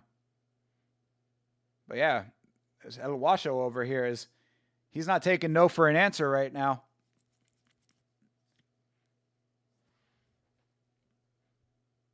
Ooh, head kick. Shout out to Guzman, man. This guy is taking a lot of damage. I think that's the problem with El Washo over here is that he's laying a lot of shots on, but he doesn't have a lot of power in his hands, so he's not really damaging very heavily.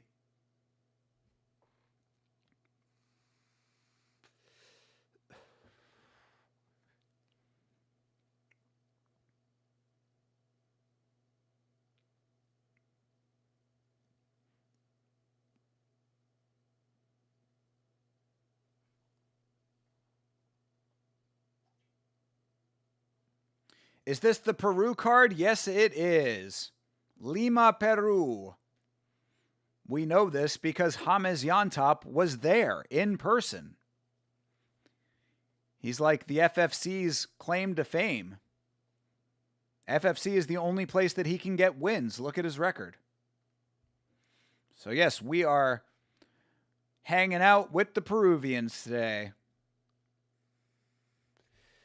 Is Bedoya on this card? Good question. Doesn't look like it. Doesn't look like it. Bedoya is still in the UFC, so probably not. Bedoya has not been cut yet. Just remembered that. Although, he certainly should be. Bedoya should definitely be back in FFC any moment now. Yeah, there you go. Very true.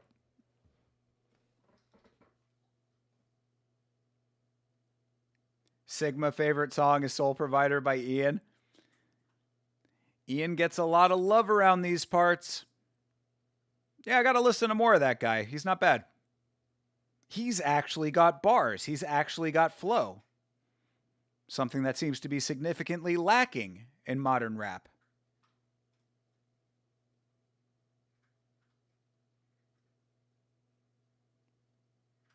You've been overplaying it at work. That's going to make your coworkers hate you, by the way.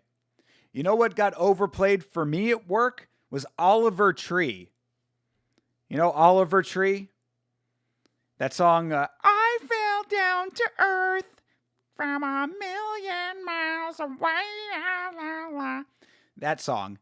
These Oliver Tree was coming to town to do a concert, and the guys at my job were going to that show, and they played that song so many fucking times. I was like, could you please like, you can still listen to the dude's music, just play a different fucking song by him. Good Lord. Like, the guy's music is not bad, but like, Jesus Christ, switch it up. Oh, you've been doing it in your earbuds? Got you. Okay, well, at least it's just you then. Because, yeah, if I guarantee you that the people around you are not liking having to hear the same thing over and over and over again. That at my old job, a couple jobs ago, it was, I think it's Steely Dan who does Back, Jack, do it again. Wheel spinning round and round. Like that song, the lady that I used to work with, Guillotine. That looks pretty good. Oh, he might get the tap off of that. No? Yeah, hey, buddy. Wow, fought his way out. Good work. Man, this Guzman dude is tough, bro. Guzman has been getting his ass kicked in this fight, and he is just staying the course.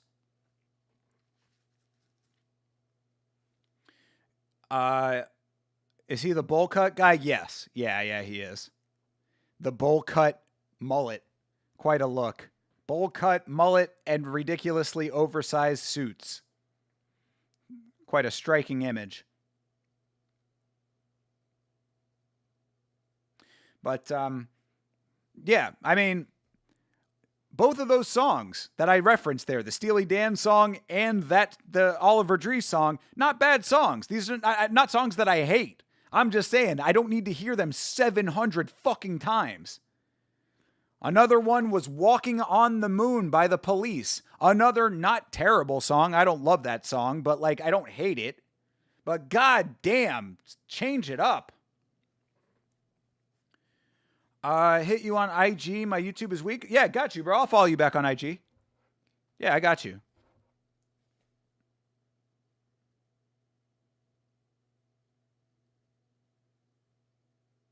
Yeah, hell yeah, brother. I got you. There you go. If you see me simping for Shauna Bannon, look the other way. Who is Dungeon? He also covers MMA. He is an MMA media person. You heard that Polo T is coming out with a new song? That's your boy, right? Polo T? Let's go, Polo T. Oh, wait, is that you? That's not your boy. That's you, right? Is it Yama related? Do we have a new Yama theme song incoming from Polo T? Whatever happened with the Chi Wee Wee song? Did it ever get to did it ever get to Raul Rosas? You're the assistant to the regional manager. There you go. I just work here, man. You know, I feel bad for this Guzman dude, right? Well, actually, no, Guzman's on the attack right now. I guess Wachito might be fading. I mean, it's only halfway through the fight. This would be a perfect time for Guzman to start turning up the heat here. Your memory is insane. My memory is selective as fuck, bro. Because my memory is terrible for a lot of things, and then other things randomly they like stick in my brain and I can never forget them. Pretty much what I was saying at the start of this stream. Why do I remember Arbolito de Peru? No idea. It's just some random shit from my high school days that keeps in my mind. Keep me entertained while I charge my phone in the other room? Hey, brother, I'll do my best. Appreciate you being here. I'm waiting for the next Polo T drop.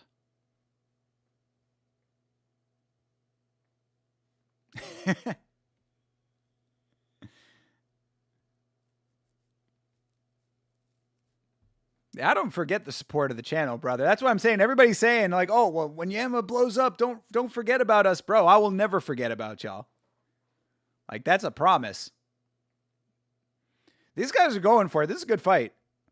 If you're not watching FFC right now, these guys are making it happen over here. Fight of the night so far. Bo Nickel pulled out of his match. Actually, yeah. So, Sigma, I wanted to talk to you about that because I know that you want to watch the RAF card.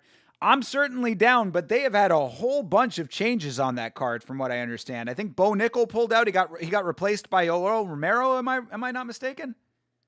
Oh, it was supposed to be Bo versus Yoel. Is that correct? I don't remember, man. I mean, there's been so much going on with that RAF shit. But if you still want to do it, I am not opposed to it. I just have to be reminded of when it is. So keep me posted on when that is happening, and I will talk to my Russian friend and find out how to watch it.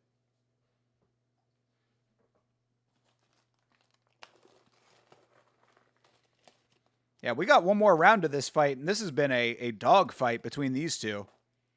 Shout out to Guzman. This dude is tough as fuck.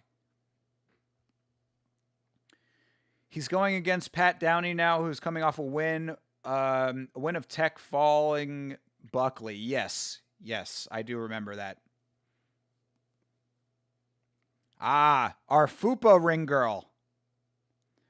I like a little pudge on my ring girl. That ring girl's got a little extra.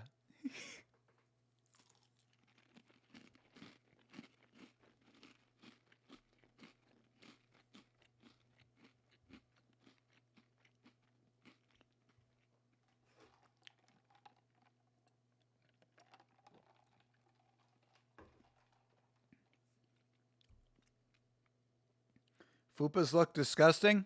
Speak for yourself.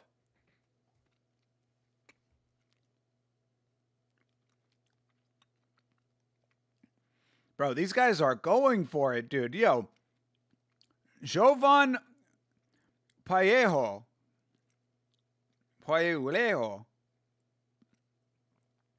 This dude will not stop walking forward. Guzman also will not stop throwing back. I mean, El Huacho is winning this fight, but like, shout out to Aldair Guzman. This dude is tough, man. Oof. Pajuelo.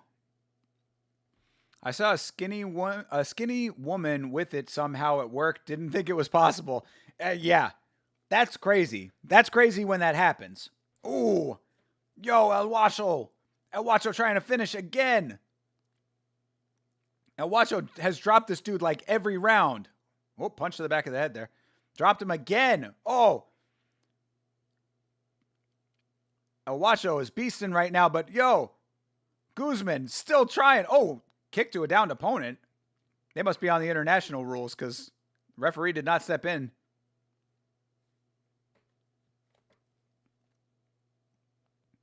How the hell? Yo, Guzman is too fucking tough, dude. How is this guy still alive? He's been dropped 3 times in this round. This is crazy work. This is worth right here. This is making this card good. But yeah, yo, Sigma, it is definitely possible for that to be the case. It is crazy when that happens. I'm always kind of like oddly curious about how that happens when you have odd body types like that. But we see them from time to time, you know? Seen people who are like perfect triangles where their like upper body is like super broad and then they like taper down as they go down. The Max Holloway point down with almost 4 minutes left in the round is so Joshua Van coded. Let's go. Wish we could have seen that from Joshua Van in that title fight, but obviously that was not in the cards. RFA and Indy, bro, and Bo pulled out. Sorry, TJF. Yo, are you trying to go? If you end up going, take some pictures, man. Send them over. Be curious to see how it looks from an audience perspective. But yeah, I mean, El Wacho is like he's throwing the kitchen sink at this guy, and Guzman just will not stay down. Unstoppable force versus immovable object. I cannot believe that Guzman is still throwing his hands. Like, he has been dropped, probably in this fight, he has been dropped like 5 times now. Looks like they're struggling to sell tickets. I could have predicted that from a mile away. Again, I said that before they even started the promotion. Oh, it looked like he was trying to set up a Darce or something there. But I'd said that before they started Real American Freestyle. I was like, how do you think that you're going to get the average viewing audience to care about wrestling like that? MMA itself is still a niche sport to an extent. You know? I mean, people watch UFC, but like, it takes the truest of true hardcores to be watching FFC. You think they're going to be watching a straight wrestling card? I don't think it's a very sound business model, because I don't think enough people care about freestyle wrestling. That, and you pair it with the fact that it's airing on Fox Nation, a streaming service that maybe 1% of the population at most has. Guarantee you that that's the truth. 1% is probably being generous. Rolling Thunder? Caught him with the Rolling Thunder. This fight has had it all. Yo, shout out to the two of these guys. Yo, that was a great fight. That was really fun. Yo, El Washito and Alder Guzman. 2 gangsters out here in FFC.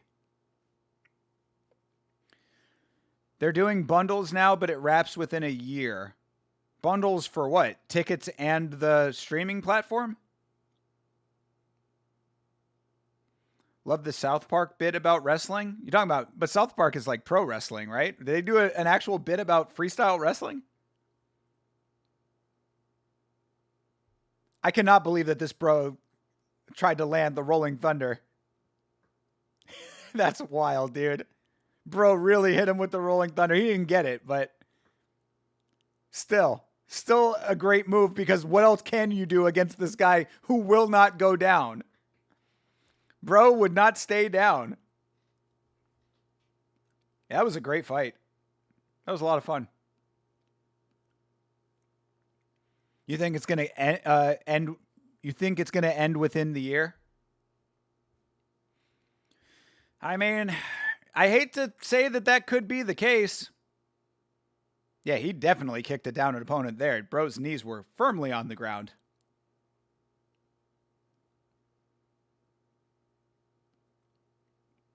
I guess they're on the international rule set in this promotion.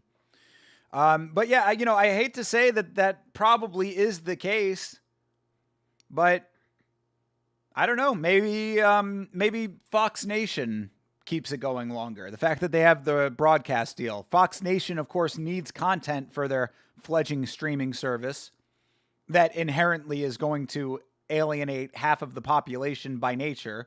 So, I mean, like, how Fox thinks that they have a viable business model in a streaming service that caters to the ultra conservative is beyond me. Now, granted, that is a group that does spend money, so I can understand that aspect of it, that they do have people that will spend money on the product, but to think that it's sustainable as a business model with that small a population as your demographic seems very stupid. So you pare it down from Fox Nation to Real American Freestyle underneath that, which has a much smaller population of people who are fans of the sport, cross-sectioned with the population of ultra conservatives who would be buying the streaming service. It does not bode well as far as viability, in my opinion. Don't think the average person is going, and I'm guessing the biggest people going are schools and schools with wrestlers. Probably. Yeah, it's going to be people who know people on the card if they're local to the scene. So if you have local wrestlers, you might get some attendance off of that. And yeah, and people who are just big wrestling enthusiast, which is going to be a lot of high schools and colleges. There's a reason that wrestling is not a professional sport outside of the college circuit. It's not it's just not palatable to the average viewing audience. It's the same with BJJ. Now, what I would say is similar to the CJI. You could have Real American Freestyle airing on YouTube, keep your overhead super low, and do it very similar to how Craig Jones does it. Do it like a once a year kind of thing. There's potential for that. But to have it be a regular recurring event that does multiple events a year, a regular recurring promotion that does multiple events a year, just does not seem sustainable to me. Rick Allen's dads are going to it though. Well, obviously that's great. And we support that. But I don't even think that the power of Rick Allen's two dads could keep it afloat for long. I mean, they are great and powerful, but their power has limits, There's an extent that their power reaches to, even combining forces as two dads.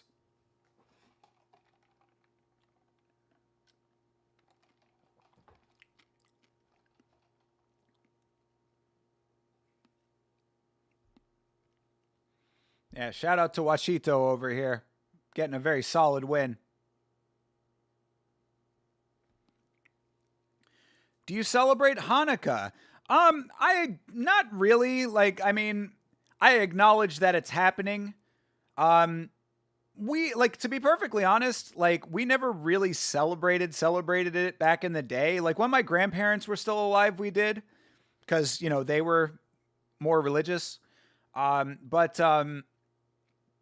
Yeah, I mean, my dad is not of Jewish heritage by birth. So he's been very, my dad is a philosopher. So he has adopted Judaism into his life to an extent when we were growing up and all of that. But we celebrated Christmas, and I have a lot of love for Christmas. But so we would do Christmas / Hanukkah and just kind of acknowledge that it was happening and stuff. But I don't light the menorah or anything.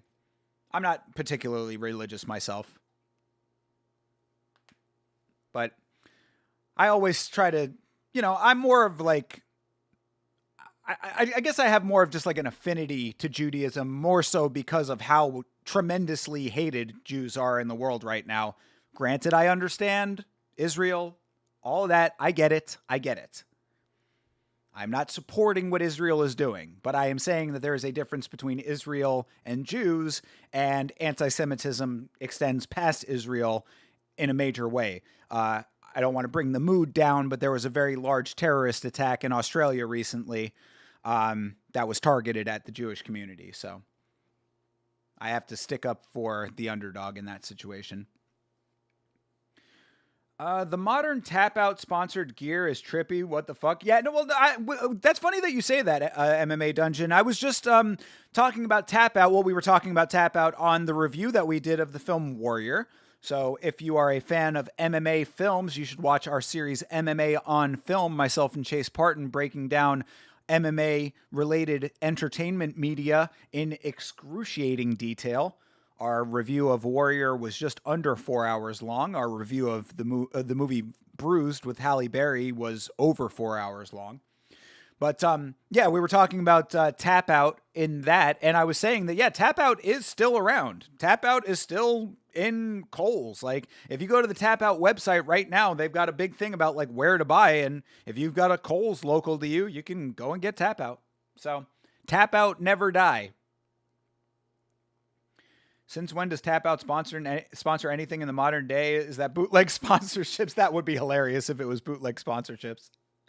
But no, Tap Out's still doing the damn thing, bro. Low-key got a little upset when I didn't see anyone posting about Australia or Brown University, but everyone posting about Charlie Kirk. Done talking political now, MMA time. Hey, no, TJF, you're fine talking about that kind of stuff here. Don't necessarily want to dominate the chat with it, but we can certainly talk about it. And yeah, bro, it's partisanism. It's partisanism. And the ironic thing to me is that, like, there's people on all sides of the aisle that are anti-Semitic. So it's like, that's unfortunate. And, but yeah, no, you're right. Because, yeah, those same people that are like talking about, oh, Charlie was a free speech warrior and we need to come together in his honor. Yeah, crickets when it comes to anything that's outside of that sphere. It's because Charlie was a conservative commentator. That's where that comes from.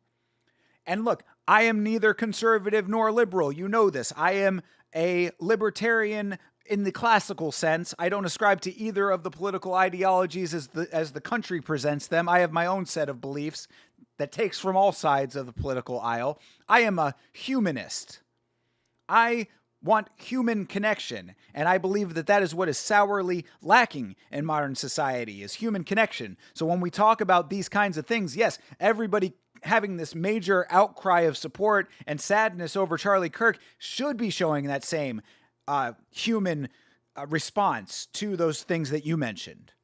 But politics gets in the way, and that's what's sad. That's what's really sad to me.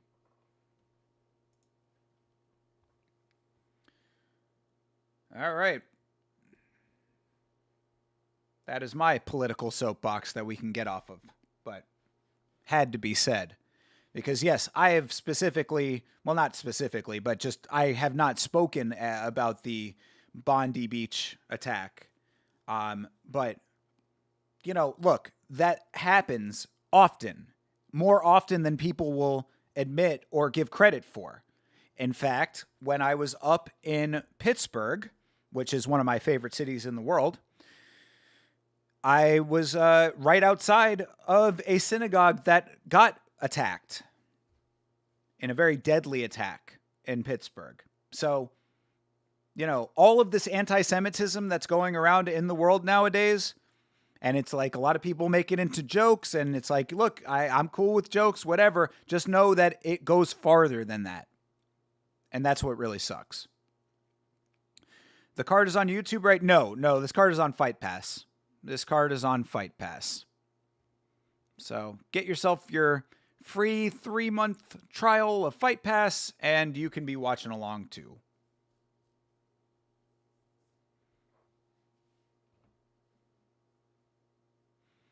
This dude is coming out to some crazy music. I like this, though. Triple H intro, is that what that is? Is this Triple H's walkout music? If so, it's very growly. I don't know if I would have recognized that. I like it. Maybe we should give him a point addition for the walkout song. Plus 1 point to this guy. Who is this?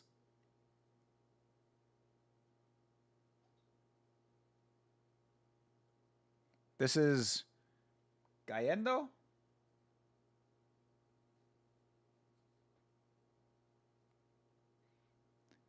So the singer sounds like Lemmy from Motorhead. Is it Motorhead? Is Motorhead the WWF had an in-house band? Yeah, before Def Rebel.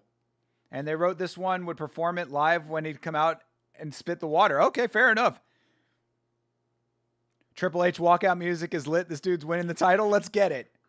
It is Motorhead? There you go. Yeah, I was going to say, it sounded like Motorhead. Gangster, dude. Yo, anybody that walks out to Motorhead is that is an automatic point addition. That's a point addition. Bro is coming in with a point on the Yama scorecards.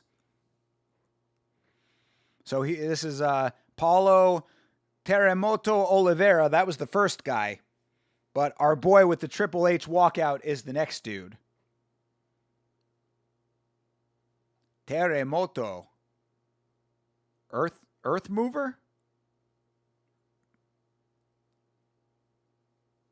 Yeah, what's this guy's name? This is our dude with the Motorhead walkout.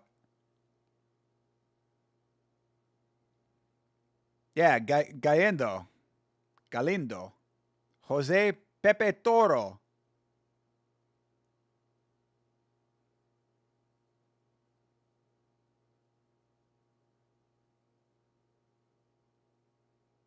Galindo. Okay, Galindo is our man here.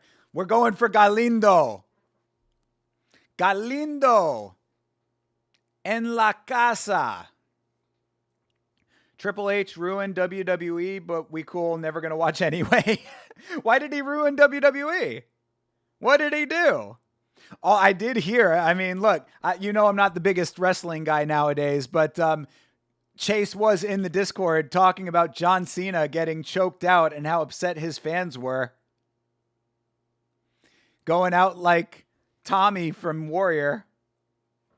Which, again, if you have not watched our review of Warrior, I highly recommend it. Great conversation about that fine film. Hello, Ring Girl. All right, Galindo is our man. He is the one without the chain link tattoo. Chain link tattoo, interesting choice. My heart is always in the cage, bro. Kind of dope. I actually give you some credit if that's the reason for that.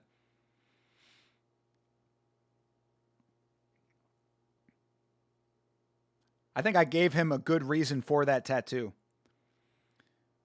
All right, come on, Galindo. Pape Toro. Pepe Toro.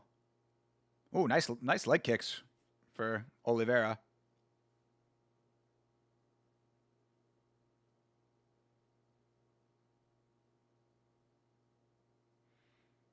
Come on, Galindo. Oh, spinning back fist. Oh, uh-oh. Yay. Pepe Toro. Staggered him. Swinging wild now. Oliveira swinging like his life depended on it. Good shit. He gives him a little high five there. Hey, that was fun. All right. Some action early in this one. Ooh. Galindo swinging heavy there. Another spinning back fist. Oh, nice. Nicely timed takedown for Galindo. Pepe Toro. Oh, he wants this thing finished, bro. Pepe Toro. Referee telling him to fight back. Hey! Pepe Toro! Not bad. Let's go. Yeah. Oliveira tried, man. Oliveira tried. But Pepe Toro Galindo. I like it. Good deal. New favorite fighter? I mean, I don't know if I go that far, but it's certainly somebody to keep an eye on. Coming out of Peru. Now, I mean, granted, yes, on the Peruvian scene, definitely. Yes, I will give you that. My new favorite Peruvian fighter, considering that the other choices are James Yantop and Rolando Bedoya, yes. Pepe Toro Galindo is definitely the new favorite.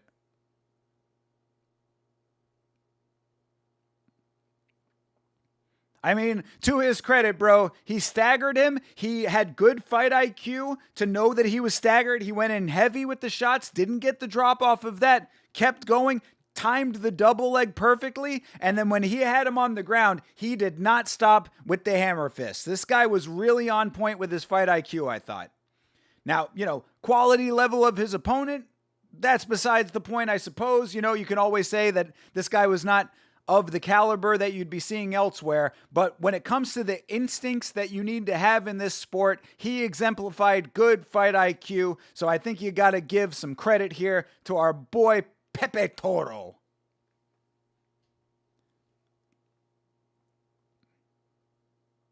Jose.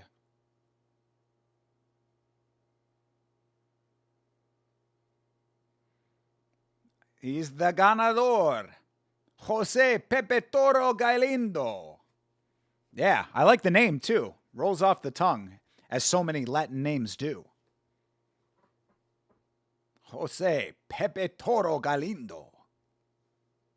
I like it. It's got a rhythm to it, Makes me want to hit that salsa when I say it out loud. Oh, that was a championship fight. There's your new champion. I didn't even realize that was for a belt. All right. Well, I don't know what weight that was for, but I don't know what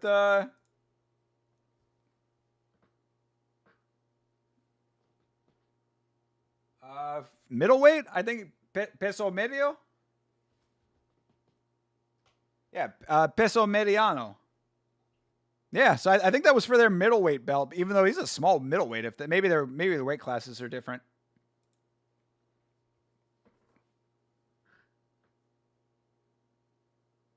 Damn. All right. Well, there's your new champion.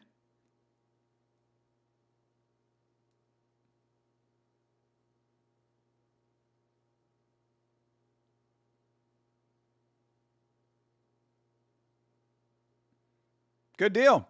All right. Pepe Toro. Got to remember. Got to remember the name. Muchas gracias, Pepe Toro. Yeah, Mediano. I asked middleweight, I believe. Although, like I said, these guys are small middleweights.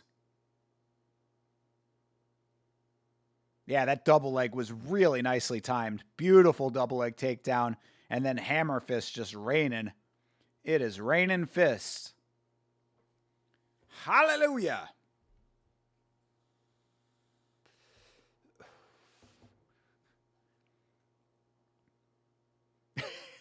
Yeah, commentary for this event is very funny. This dude was like, yeah, referee had to stop it because his opponent was doing nothing. Yeah, that's one way to say it. Pepe Toro.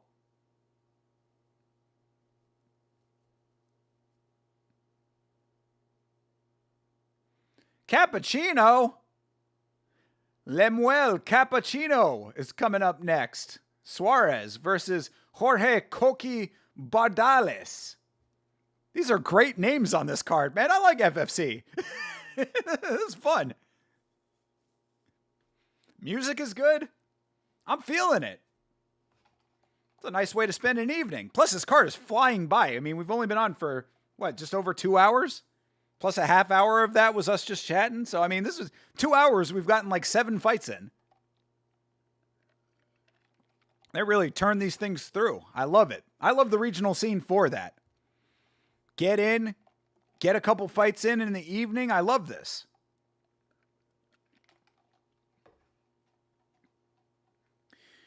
Do you know the YouTuber Jaden Campbell? No, I do not. He got Dumas on a call and did a cellmate tier list and other collabs with Mokaev, Salkid, and Terrence McKinney would recommend on free time. Okay. Throw it in the Discord. Link me a video or send it to me on Instagram. I'll check it out.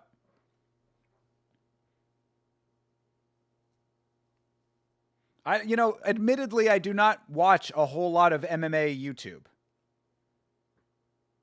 I watch very select MMA creators, and the rest, I don't want my own content to be influenced by other people, so I don't really consume a ton of MMA YouTube. More good music. Let's go, dude.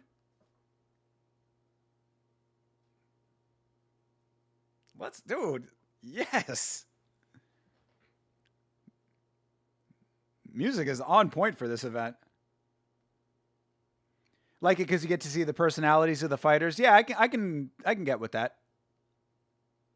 It's what I've always said, that if I ever did have fighters on the channel, I would just have normal conversations with them. I really wouldn't talk about fights too much. So I can appreciate that. Yeah, shout out to DJ Bana. DJ Bana spinning the tracks of this event, and he is crushing. Oh, they're giving him a little showcase right now. This is a stipulation of his contract, is that he gets a little time to show off. All right, DJ, hit us. Oh, I guess that was it. I guess it was just that little shout out. Oh, well, shout out to that guy because the music has been really good on this card. All right, so this is lightweight. Jorge Coqui Bardales from Peru, they say.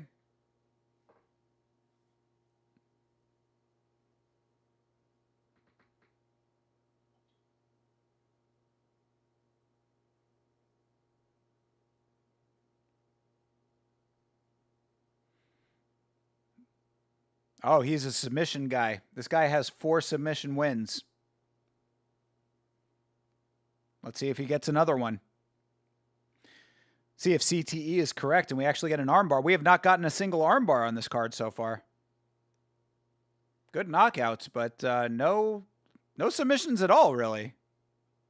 We've not seen a single submission. We've only seen one submission attempt.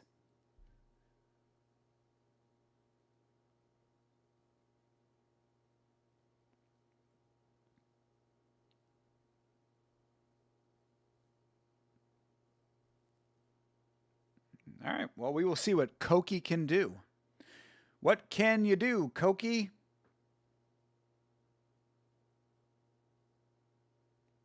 Koki was the name of Gumby's horse sidekick. Koki! This is facts. I don't know if you know that. I mean, all I do on this channel is spit facts to you, so. You saw the video? Was it good? Was it funny?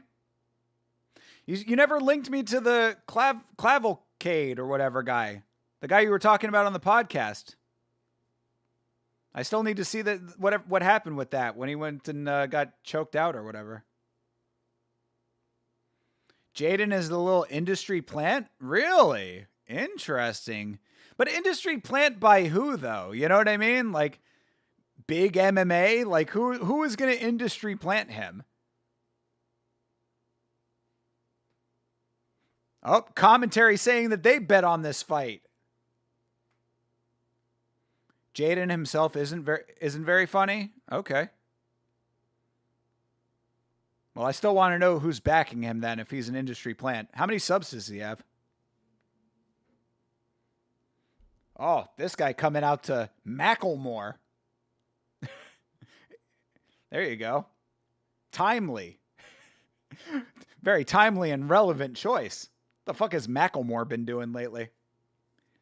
We got to go on Macklemore watch, people. Where's Macklemore been? Somebody check in on Macklemore. Oh, he works at Home of Fight. Okay. All right. Well, then there you go. 3K, he collabs with big UFC fighters, a lot of connections. All right, fair enough then. Shout out to him. It's not bad. But that's how you know that Yama truly the greatest voice in independent MMA YouTube, considering that we have gotten to almost 1,000 subs with literally 0 connections to the organizations. We don't need the majors. We are independent. That's not to say that I could not have had fighters on the channel before. I certainly could have, but we choose independence.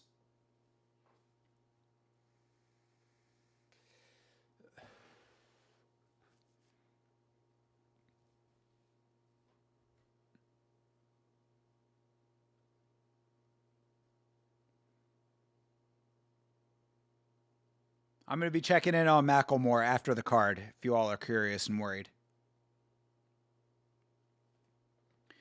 I agree. I don't think that he's that funny, but bedtime vid was funny because he carried and Sal killed. True. Okay.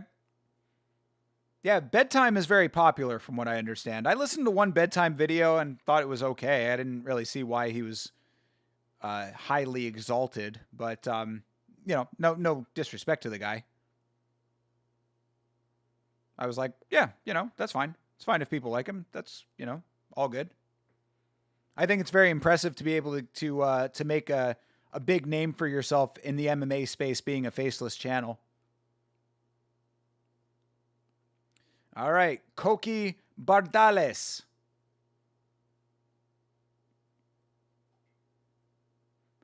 Dumas carried the episode and it made you like him a lot more? Dumas actually made himself likable? That's impressive. That's an impressive feat in and of itself. All right, Koki Bardales versus Cappuccino Suarez.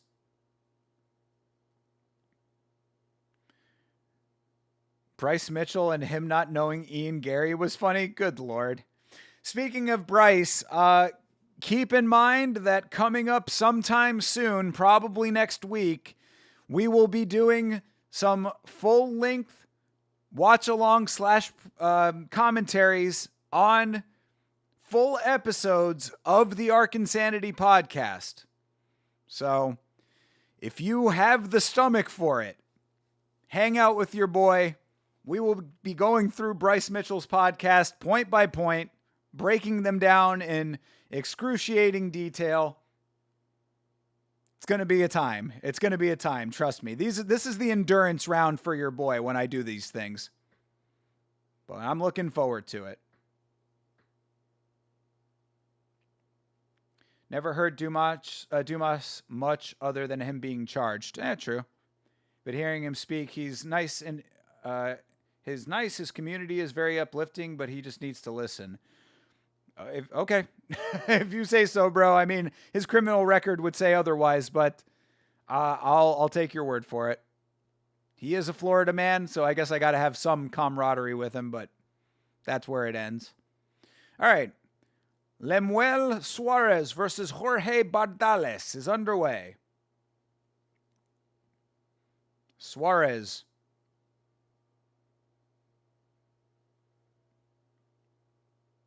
Not doing much. Oh, there you go. That was a nice combo for him. Bardales with a couple low kicks. People change? I mean, when do they change, though? Because he's been charged a whole lot of times. So it's cool if he does change. I'm happy for that. But, I mean, it's got to come at some point, you know? Like, stop getting arrested 12, 13, 14 times. Bro's mugshot is a flip book. He was talking about people in jail asking him not to throw away the opportunity he has had and not end up like them. I mean, yeah, he should listen to them. He should listen to them any one of the 12 times that he's been arrested. You'd think after 5, he would get the message. I mean, after 1 would be ideal. I mean, after 0 would be most ideal. You know, never getting arrested in the first place.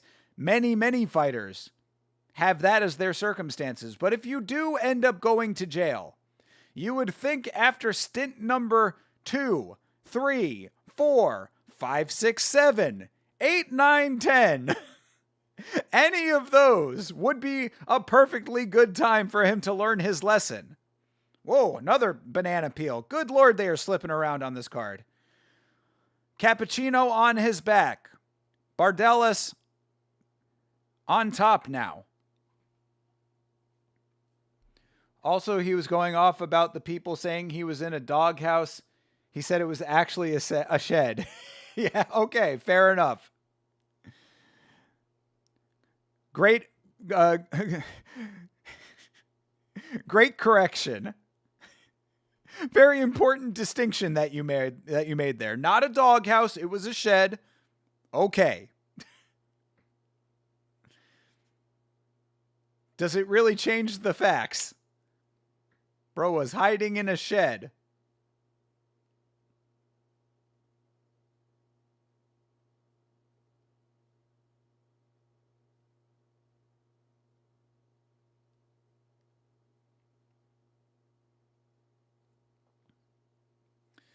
All right, Bardales trying to find an angle from the top here. Goes into side. Oh, all right, gets mount. Almost. All right. Half guard.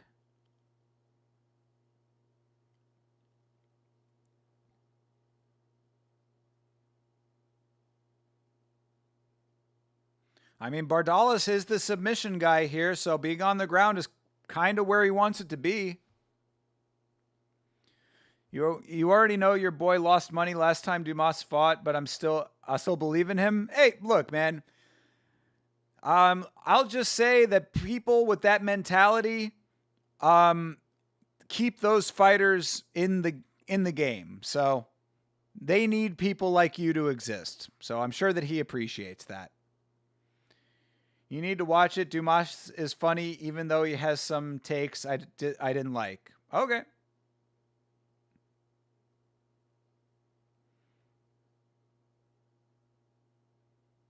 Why'd you go Dumas against Johnson? Yeah, I mean, this is what I'm talking about.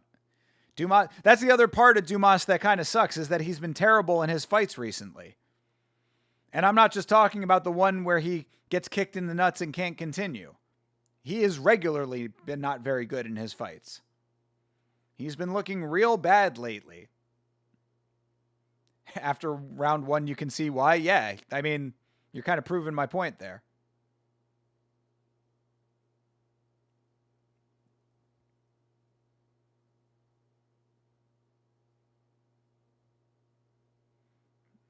All right, Bardalis still working from the top. Suarez needs to get his back off the ground here. This is a good round for Bardalis, all things considered. He's going to end this thing on top. Oh, mounted again. Got the mount on the side. All right, that's the end of round 1. Good round for Bardalis.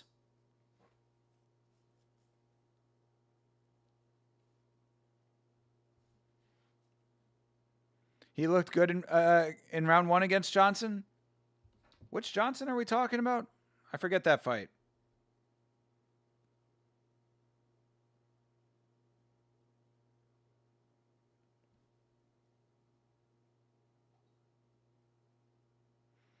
Oh, yeah, Dante Johnson. He didn't look good in round 1 against Dante Johnson. He looked okay. He was surviving round 1. Dante Johnson was running that fight, dude. Give me a break.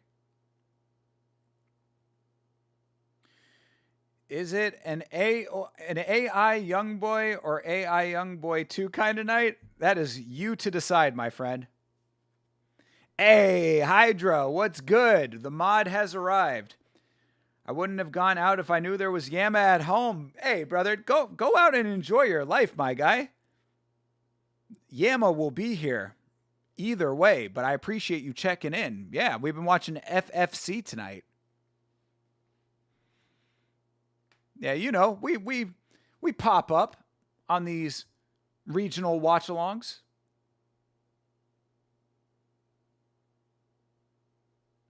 But yeah, this has been a fun card, even though it started halfway through. You seen those King Von AI shorts? Oh, God. I hate that shit, dude. I really don't like those AI bullshits. I saw a video recently where people were talking about like these AI behind the scenes videos that they're doing now, where it'll be like Home Alone and it's like AI generated footage of like behind the scenes stuff from the movie. And I'm like, what is the point of this shit?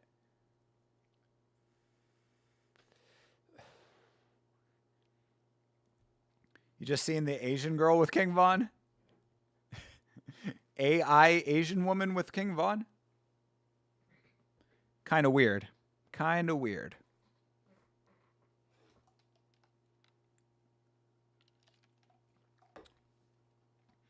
All right. Bardalis trying to get the takedown again. Looks like small cut on Suarez's forehead, or that might have just been the lighting. Yeah, I guess it was just the lighting.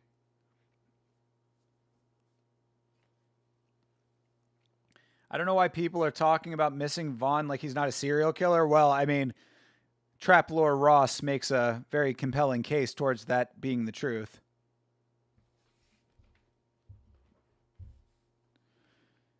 Yeah. I mean, a lot of those guys are deep in the trenches, bro. A lot of those guys are gangsters in a way that is kind of uncomfortable to think about if you really dig down deep into it. Uh-oh. Suarez got the bag. Oh, he's got the rear naked. Uh-oh. Suarez might be getting the win here. Let's see if Bardalis can get out of this, but that looks pretty good. He's got his chin down. Oh, no, he lets it go. All right. Wow. But yeah, Suarez trying to readjust. Has it again. Oh, that might be a little better. No, he lets that go too. Damn. I love AI King Von Christmas videos. He's so jolly. What? He's going to give everyone presents? Good Lord. Yeah, I do not fuck with this AI bullshit, man. I don't understand the point of it. He was messing with Kwando, so I got to rock with Kwando. Well, I mean, Kwando's kind of in the same camp to an extent. Like, not literally the same camp, but similar level of gangsterism, from what I understand. Vaughn has 9 kills. Youngboy has almost confirmed 19. Jesus Christ, dude. Saw that Trap Lore Ross video. Yeah, dude. I mean, 19 bodies. That's insane.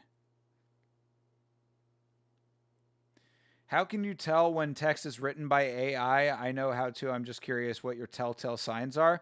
It depends on what it is. If it is social media, it's generally by the emojis that they use. If it's long form text, it's sometimes spelling errors and things like that, or inaccurate information. But it's hard. It's hard to tell when it's text solely. Oh, yeah, he got it. Damn. I believe that our boy Gonzalez. Oh, no, it was Koki got the win. How the fuck did he make that happen? Bro is about to get submitted himself, and he gets another submission win. Good deal, brother. Good job, Koki. How many fights are left? Hard to say. Because we had Suarez versus Gonzalez. I think we got 2 fights left. So yeah, we have the co-main and the main event left. This card has flown by. We started the stream at fucking 9:30. It's 12:30 or almost 12:30 now, and we're almost finished.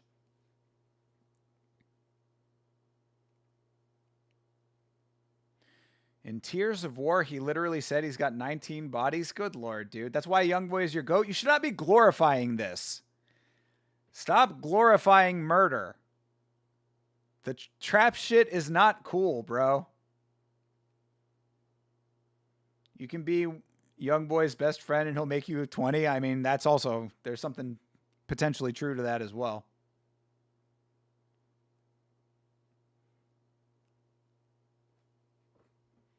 But yes, do not glorify street violence, my guys. It is not the way. It ruins many lives.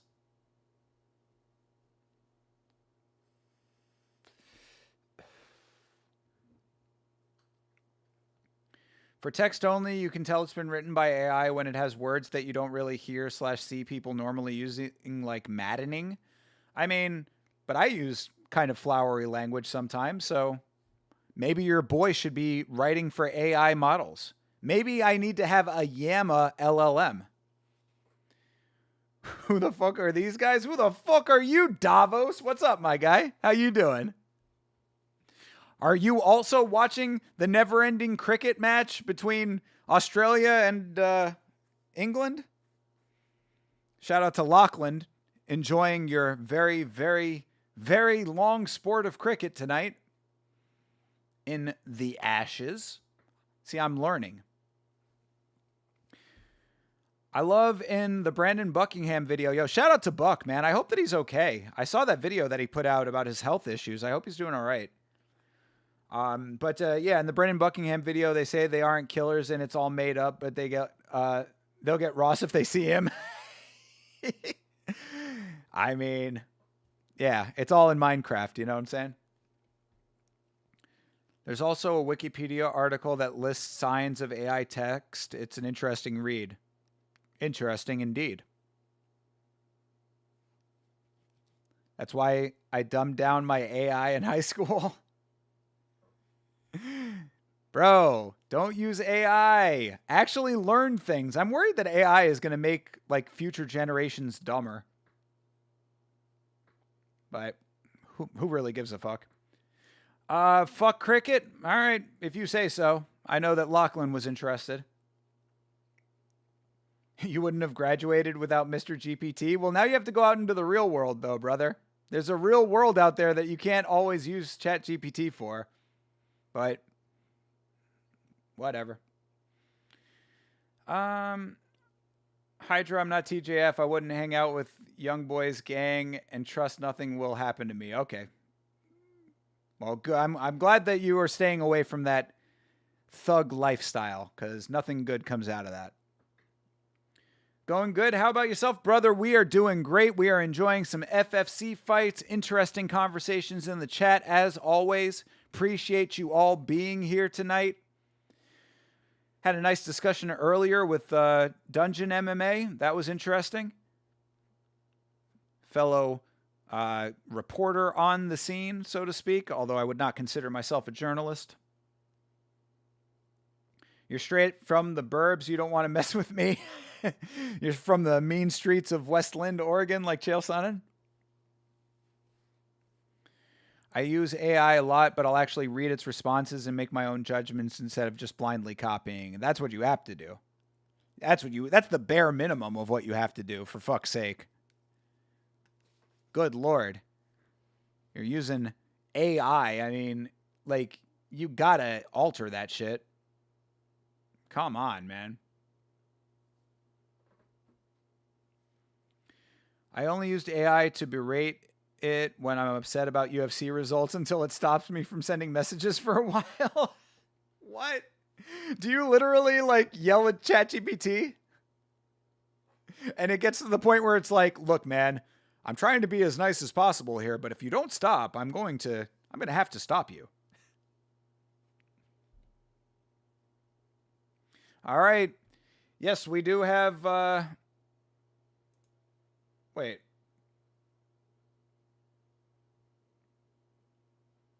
I think we do have the co-main coming up. I guess we got 2 more fights left here. Take the headset off for a quick minute. Yeah, FFC is pretty fun. I'm enjoying it. FFC 100.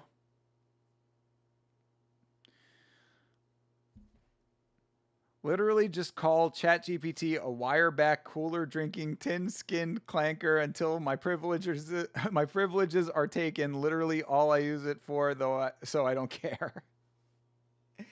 Jesus. That's an odd level of therapy, I guess, that you're doing for yourself. That's kind of weird, I would say, but it is, like, this is the thing though, is that, like, you know, people will say like, oh, you know, it's oddly abusive behavior, but it's a fucking machine. It's a computer.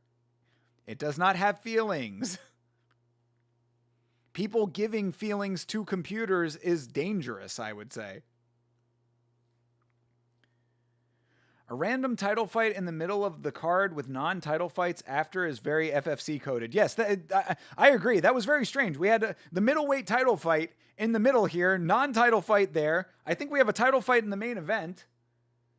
And this one coming up is an interim title fight. So I don't know why that non-title fight was slotted there in the middle of all these other title fights, but as you said, FFC coded.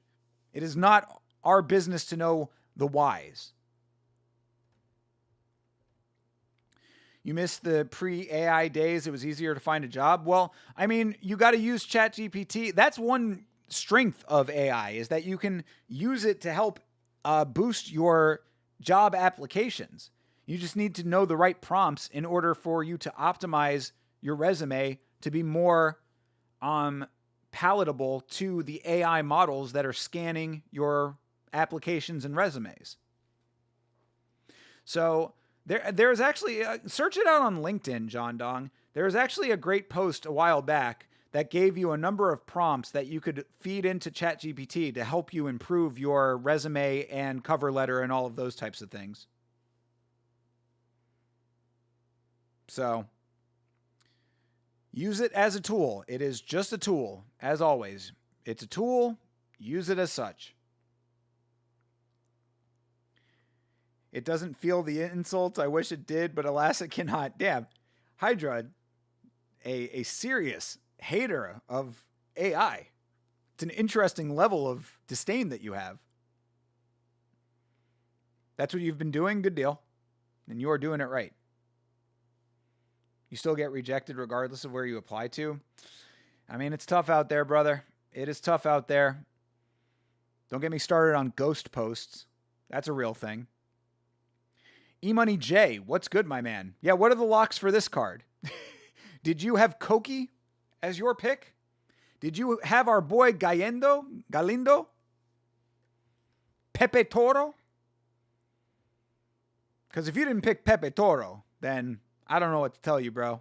You just ain't paying attention.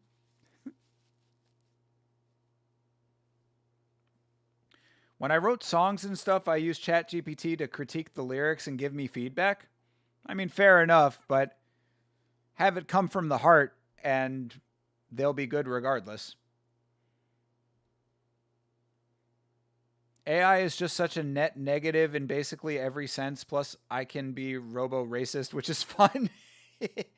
I mean, fun aside, I don't necessarily agree it's a net negative. I think that it has some very useful applications. In fact, as a researcher myself, research is a large part of my job.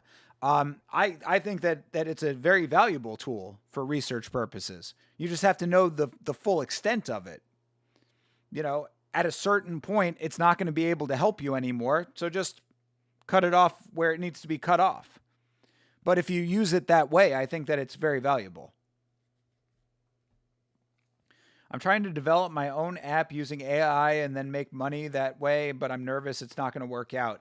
I mean, you have to have the LLM trained very specifically to have it be proprietary to your own thing. So if you're working off a pre-existing LLM, it can be a little bit hard to make that work, but depends on what the idea is, I guess. Ghost jobs piss you off? Yes, ghost jobs are one of the most disgusting things I think that exist in modern business. I don't understand why ghost jobs are allowed to exist. I think it's very disrespectful to the job-seeking public, and that I do not appreciate. Hydra doesn't like clankers. That we know for sure. Hey, Savage, what's up, brother? Keep the window unlocked and Vaseline on tap.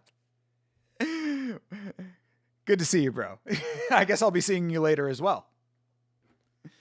I may have accidentally kicked the dirty clanker floor cleaner at Walmart too hard tonight and it turned off. Jesus, bro. That's destruction of property, brother. Careful. Watch those lifeless AI eyes shut right down. I did see a video of a guy who was being very mean to an AI robotic delivery thing. It was like one of those little like robotic delivery boxes. And like it was like coming down the sidewalk and the guy was walking on the sidewalk and he was like, "Get out of my way." And the thing was like, "Please move." And he was like, "You move. You go around." And I'm like, yeah, to an extent, he's not wrong. Like, he was on his side of the sidewalk. The thing was in the middle of the sidewalk. I don't know. I guess the like oddly compassionate side of me still wants to just be nice to all things. You know, it's not in my nature to be automatically like mean, but at the same time, I do understand it because they are just machines. They are just computers. I meant that I'm just using AI to help you write. Oh, okay. Got you. Okay. Well, that's even more dangerous though, because AI messes up code all the time. I know this by firsthand accounts when I've been doing some website related coding. That's what I really need more of. I need more web design work. If you need a website, holler at your boy. I love videos where they just demolish those Uber robots only after they check there's no food in it for someone.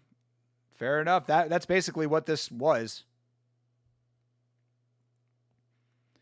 Moby is your favorite clanker? Moby the musician? I sat behind Moby at a film premiere. That's a true story. Actually, no. Moby sat behind me at the film premiere. I know this because I used to have my big fro at the time, and he had to look around it. I was blocking Moby's view of the film with my hair. Shout out to Moby, though. Didn't talk to him, but seemed like a nice enough guy.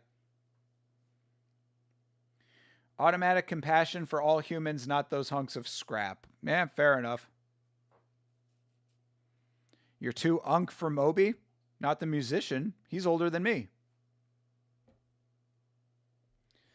Real talk, does anyone else act nice to electronic devices in the occasion they come to life eventually? I mean, there's kind of some basis to that, right?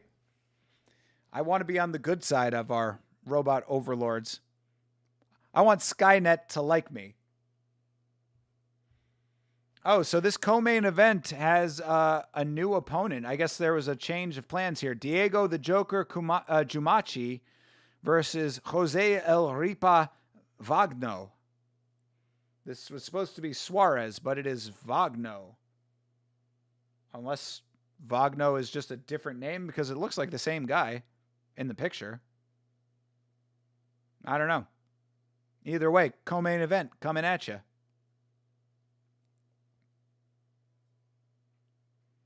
Nice to GPT, but fuck the rest of them? I mean, but why be selective? Why be selective? What's the difference?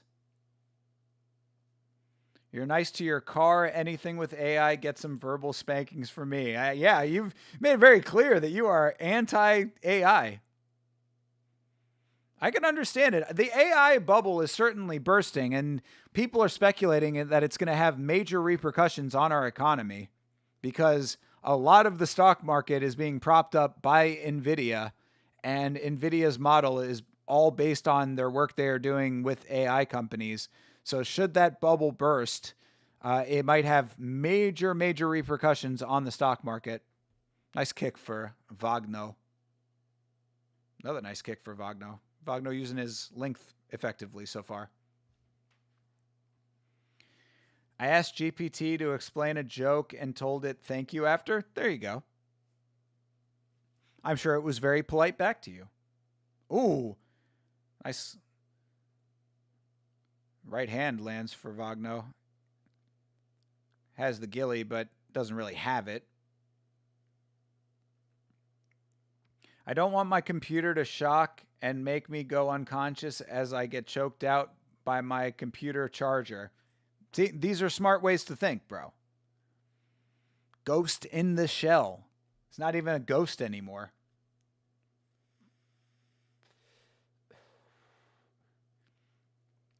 GPT and the like more likely to be our robotic overlords compared to my TV or a car. Well, your TV or a car will have GPT in it, though. That's how they're getting you. The Internet of Things, as they call it. Which also saw a very interesting video from Flesh Simulator, YouTube channel that I have watched in the past, talking about how microphones and speakers are basically the same thing. Technology is very similar between microphones and speakers. All of your devices nowadays have microphones in them so that you can control them with your voice. So, that being said, not only do you have microphones in all of your devices, or speakers in all of your devices, but you also have microphones in your devices now. Those can be used by organizations wanting to listen in on your private conversations. So keep that in mind. That is why everything in here, aside from the streaming equipment that I use, is all analog. Not all analog, but it's all without AI components. I cannot talk to my television. My TV is an old Frontier flat screen that has been great.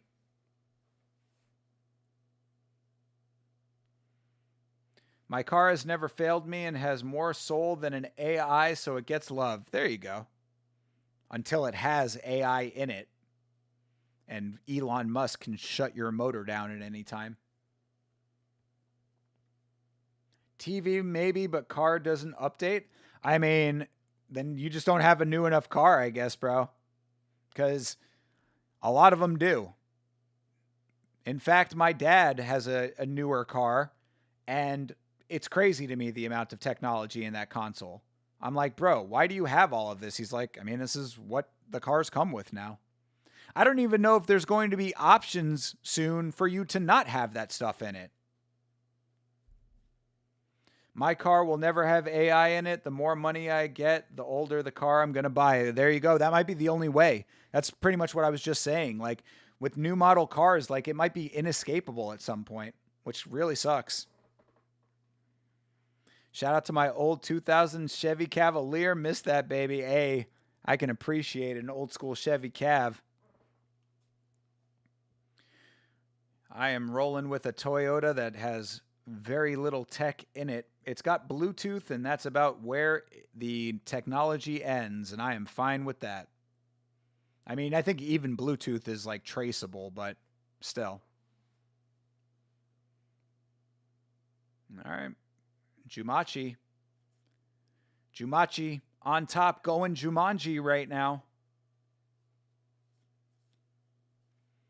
I hate everything about new cars on top of the AI, so I'm not worried. I can appreciate that. I mean, they do go fast. I was inside one of those Lucids a while back, and the pickup on those things is impressive. I will definitely give you that. But um, I'm not a car person, so I really don't care.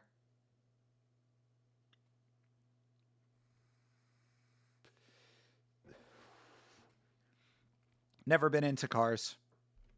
Fitz King. That's who you talk to cars about. But yeah, having all kinds of AI shit in there, definitely don't need that. But how crazy is it going to be when it gets to a point where you have to pay a premium for no AI in your car or take it out or disable it manually? It's kind of wild.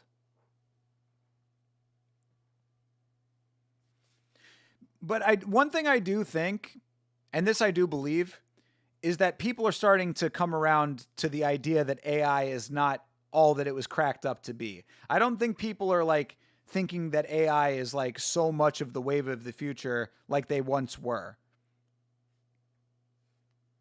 Because, you know, for a while, AI was like the biggest buzzword. Oh, it's got AI. It's AI. It's like, wow, who gives a fuck?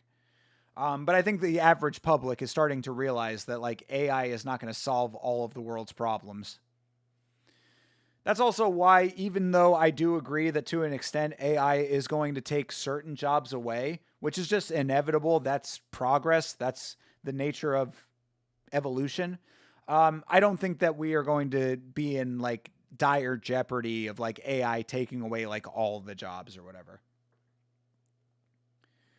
So both my wife and I have had Grok added to our Teslas with no way to remove it. Just don't use it. There you go. You're speaking exactly to what I'm talking about, Dungeon. Very scary. Very scary that that's the case. Plus, think about in these terms too. When it comes to Grok specifically, we know that Elon Musk and by extension Grok has been specifically designed with a political slant in mind. So let's say that you were a person, you know, I don't know what your political leanings are. It doesn't really matter. But let's say that just for the sake of argument, you were a person who got a Tesla before Elon Musk went so far to the right. Now you've got an AI with a specific political leaning in your vehicle that you do not ascribe to and have no way to disable. Kind of scary. It's kind of scary to think about. I don't know how that manifests itself necessarily, but I don't like it conceptually. I don't like there being a political bias in my AI, period.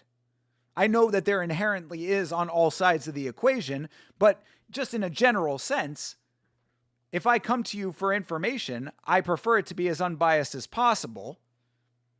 And I don't like that you'd have an AI model in your vehicle that you cannot disable that might not share the same views as you. How crazy is that? Your computer does not have the same politics as you. Wild thought. The new Honda Prelude sports car they revived for enthusiasts literally won't let you rev it or turn off safety features.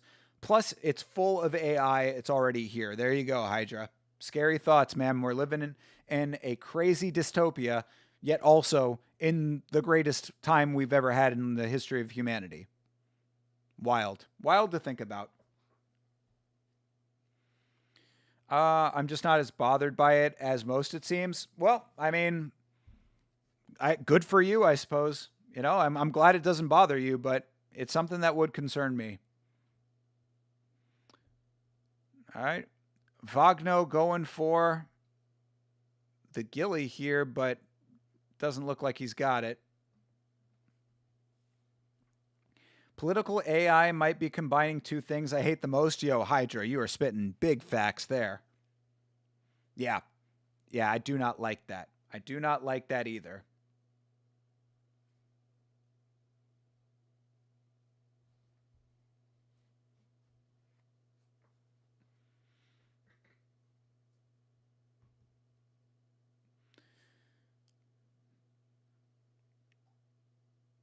This interim title fight has been a lot of top control for Jumachi. How is he the Joker Jumachi when Jumanji is right there almost as his last name? Diego Jumanji Jumachi is the dopest name I can think of.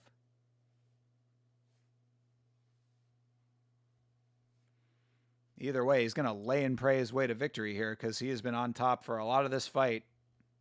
2 minutes left in this round. And this thing has not been super entertaining.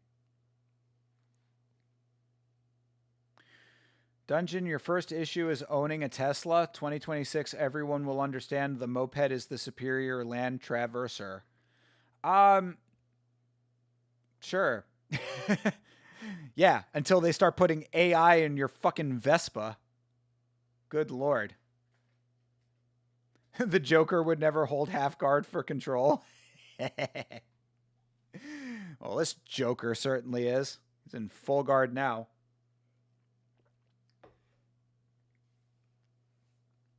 I mean, this is certainly the most boring fight we've had on this card, which is kind of crazy to think about. We've had some pretty good fights on this card. Good finishes. A friend was telling me that AI is being used in political/legal settings, but it's been writing laws that don't even exist. Yes. Well, that's the thing.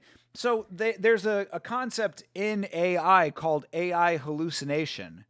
And that's basically where the model just goes rogue. Like the model has erroneous code that it's like that's the real ghost in the machine when it comes to AI. Like the coding is imperfect. So you get to the point where the code ends up kind of looping in on itself or taking bits of information from pieces of things that this is why whenever you look up any sports related information from AI, it's always wrong. This is why whenever you see anybody in message boards or in Facebook groups saying, oh, AI said that such and such already won the fight and the fight hasn't even happened yet, that's what this is. It's AI taking information from other sources, trying to rationalize it into the answer that you're looking for and essentially coming up with these quote unquote hallucinations. So it's not surprising to me that AI is writing laws incorrectly and basing things on precedents that don't exist because it's imperfect and should not be used in those settings. An Italian would end you for pineapple on pizza. Don't put your AI anywhere near their Vespa. I knew a guy who had a Vespa. I knew multiple people who had Vespas for a little while. They were all gay. That whole little Vespa crew that I knew used to try to be like, hey, we're scooter gang. We're scooter gang. I'm like, y'all are dorks. So you can try to lean in like Henry Cejudo. That does not change you being a legitimate pack of dorks. Both our 3 and Y cost less than a used Honda Accord when we bought them in early 2023. We got a state, federal, gas provider, and toll incentive. Well, I mean, you know, you're making a pretty compelling case there. It was a short window of time where all of the incentives coexisted and we were newlyweds sharing my shitty college RAV4. I mean, dude, you know, no, there's nothing wrong with doing that, but it's the AI that we're talking about in that. I think it's two different conversations specifically. But again, if the AI is in every other model of car going forward, then really what's the problem with you having it in a Tesla? You know? Regardless of politics and all that bullshit. I mean, if the Tesla was a good choice for you and your family, then, you know, you made the right choice. But it just sucks that we're in this dystopian future where AI is in everything and, you know, Johnny Law can shut your engine off if he doesn't like you speeding too fast. Just the nature of our times.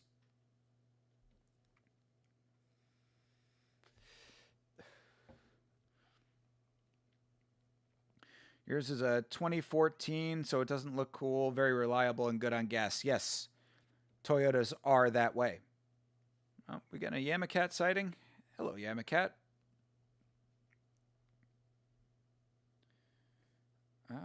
I like Camrys. After they joined NASCAR with the Camry, they got way cooler. That's dope. You're hyped for Joshua Paul and Tony versus Warren. Yeah. I don't know if I'm going to be doing the Misfits boxing, but I'll definitely be on for the Paul and Joshua fight. Oh, another takedown for the Joker. Oh, great. Nearly 4 minutes left in this round, and Joker is on top again. Islam would be proud. But yeah, I'll definitely be on for the Anthony Joshua, Jake Paul. Anderson Silva's fighting on that card too, so great. At least there's some MMA connection. Not at all caring about it, but I will be live. God, I hate doing boxing streams, bro. Like I said about, there are some times, now granted, you guys make it awesome all the time, so being here with the chat is what makes it worth, but boxing streams and listening to Bryce Mitchell on his podcast are two things that are work for your boy. That is definitely true. Occasionally BJJ streams as well.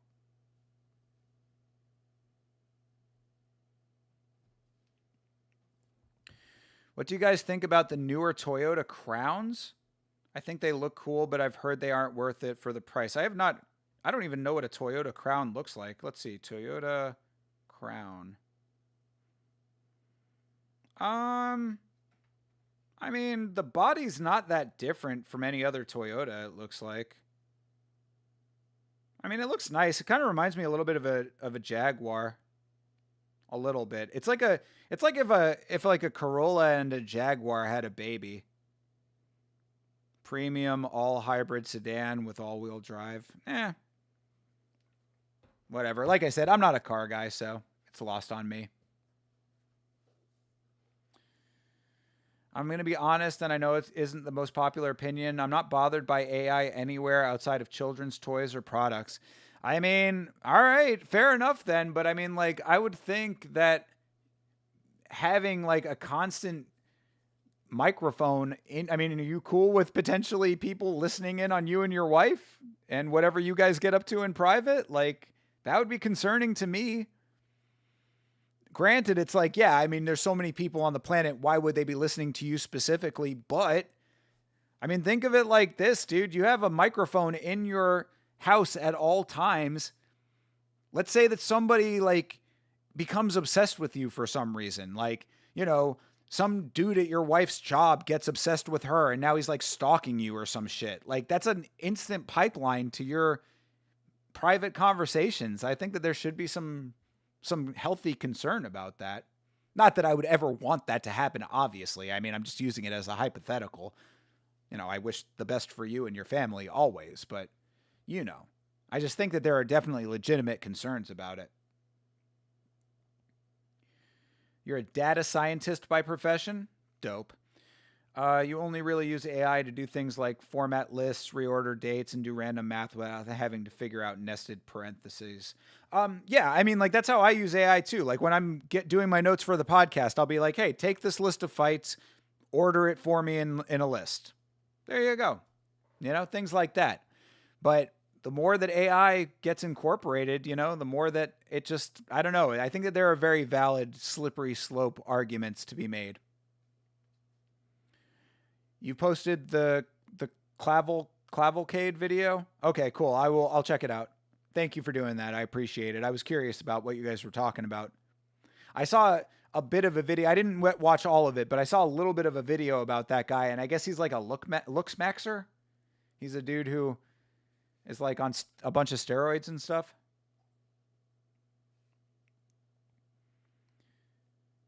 You just don't think anything you do or say is interesting enough. I'd rather targeted ads than random ads. Once you look past it being creepy, just because it's a new technology, it's pretty boring. I mean, I guess it's just one of those things that can be weaponized in a way that I don't appreciate.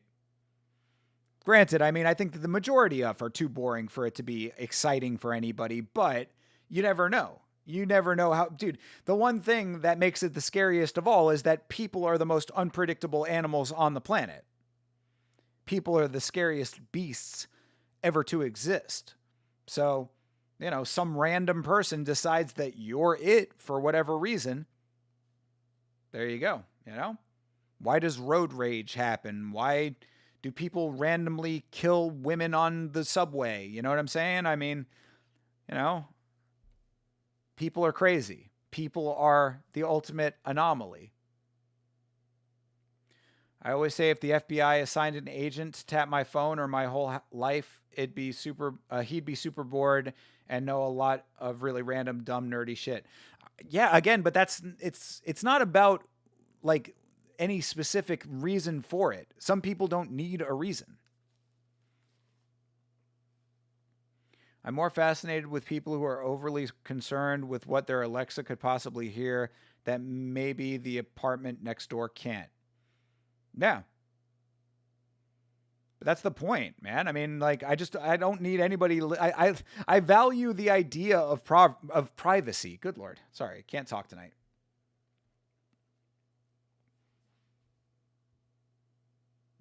I mean, I think about it in terms of like what I do here. I mean, you think about it like that. Imagine this dystopian scenario, MMA Dungeon. You are a reporter on mixed martial arts, right? You've reported for Combat Sports UK.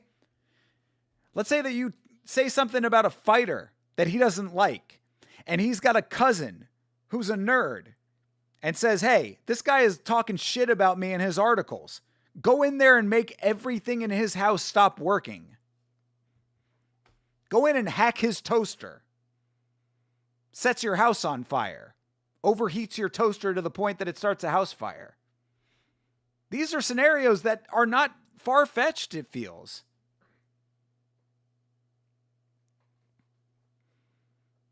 You want to be barely perceived by other people, let alone corporations and governments? I mean, I think that's ideal for anybody.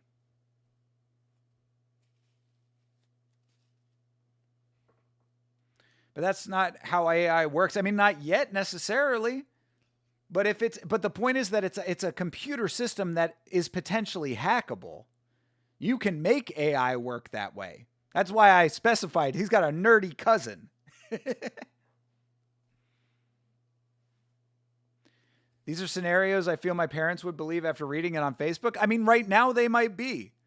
But again, the slippery slope aspect of the argument is why I'm worried about it, Again, because it's like, look, right now, small channel here, right? Under 1,000 subs. But let's say we get to the point that like we have 100,000 subs or whatever, hopefully, fingers crossed one of these days. The more people that have eyes on you, the more potential they have to weaponize things, the more potential they could use AI to be that weapon.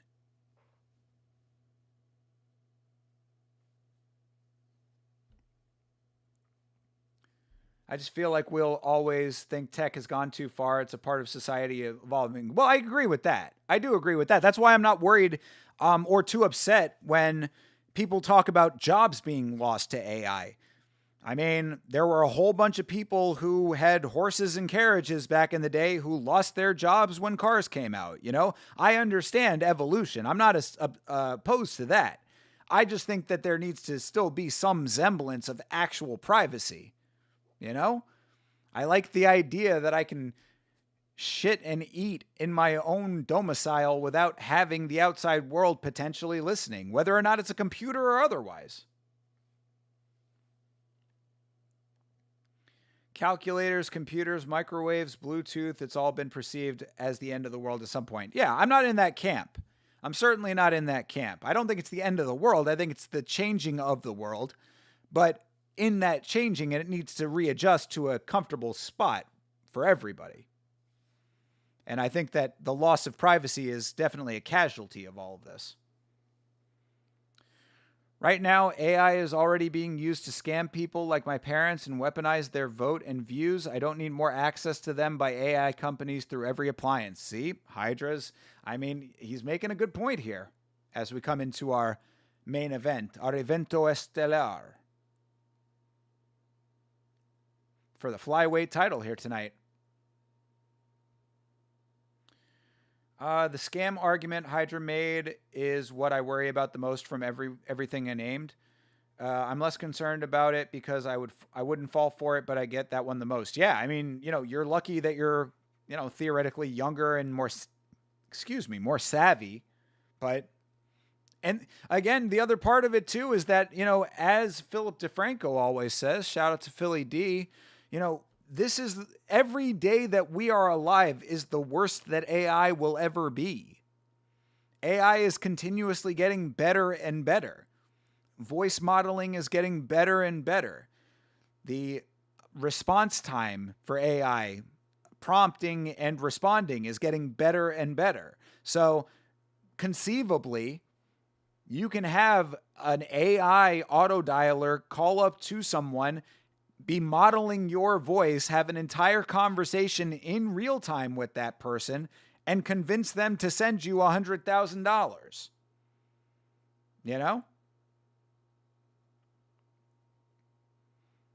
The whole the scam that I had heard about that was prevalent recently was scamming older people, saying that like their relatives were in jail. They would find out that like their grandchild had been arrested, which they had not been.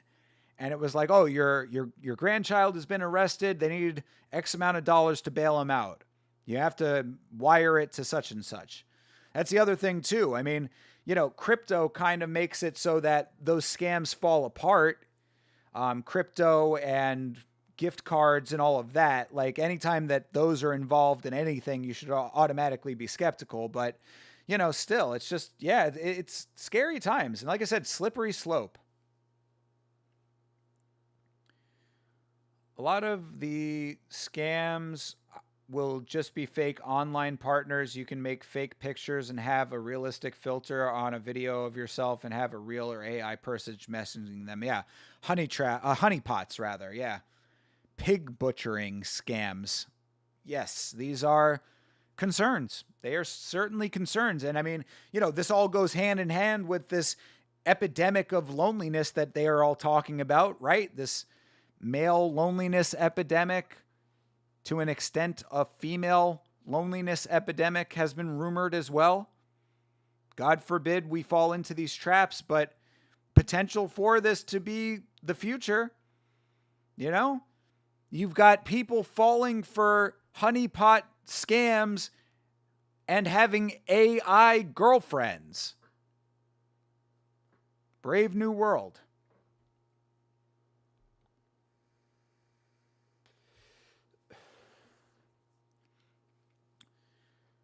So that's the concern, but Grok being in your car is not. So I think we need to manage or police the AI realm more than write it off as evil overall, which I know you guys aren't doing exactly. Yeah, no, I would agree. That's basically what I'm saying too. I think we're coming to the same conclusion here at Dungeon. I just think that there needs to be oversight of it. I think that that's one of the scarier parts about it, is that it is expanding so rapidly without there being oversight. And, that kind of does, unfortunately, clash with my free market libertarian views. But at the same time, self-regulation is necessary for self-preservation. So there should be like the Committee on the Oversight of AI or something similar to that, which I'm sure there is in some form, but like it needs to have more power. Either way, yeah, I just think that there should be a consciousness of all of this. It's one of those, it's the whole Jurassic Park argument, right? They thought so much about if they could, they didn't think if they should, Certainly Peter Thiel is in that camp, I would say, and that other guy, the Sam Altman, Sam Altman, who is using ChatGPT to raise his children. God forbid. Evil man puts annoying shit in my property without my consent and ability to remove it, with it only pissing me off. That's the biggest problem I have with it. Like, I don't care if it's in the cars, but it should be something you can take out.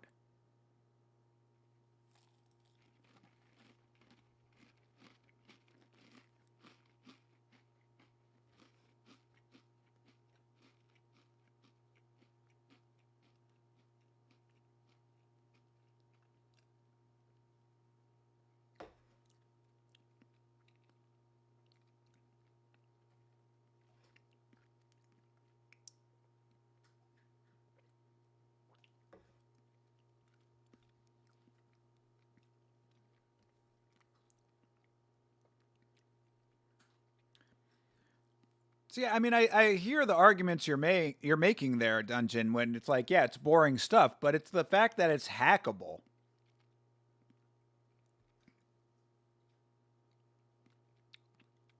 Like when everything is working properly, it's not a problem.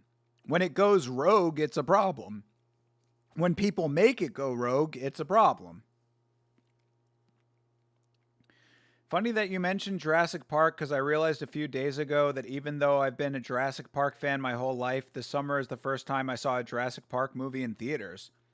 Well, I'm very sorry that you have to see these modern Jurassic Park movies in theaters, but um, OG Jurassic Park is really the only Jurassic Park you need. Crazy how well that movie still holds up. What a classic. Ugh, welcome to the jungle as your walkout music. Another one that should probably be dinged. I don't want anybody other than the people I give consent to by speaking with them, hearing my conversation, or obvious exceptions like people in the vicinity or walking by. Well, there you go.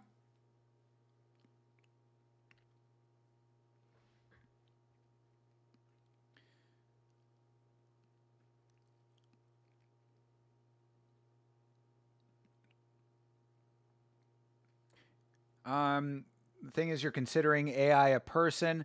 No, but I mean, it's a computer which is interpreting your conversations. So it's yeah, and it's also recording that data as well. Even if it's not recording the entire conversations, it's certainly logging data. Anyone who reads my transcripts or uses it to target ads to me doesn't have my consent to have heard those things. Most AI can't just be tapped with a master lock, even by the creator, to read what you're referencing. Is that true? I don't know about that. That sounds like one of those things that like you'd see in the movie that where the creator's like, it can't be hacked. I have the master lock on it. And then the AI just like breaks the master lock and you're like, oh shit. I don't know. Again, maybe we're taking it two steps farther, but still, I don't think that these are irrational concerns.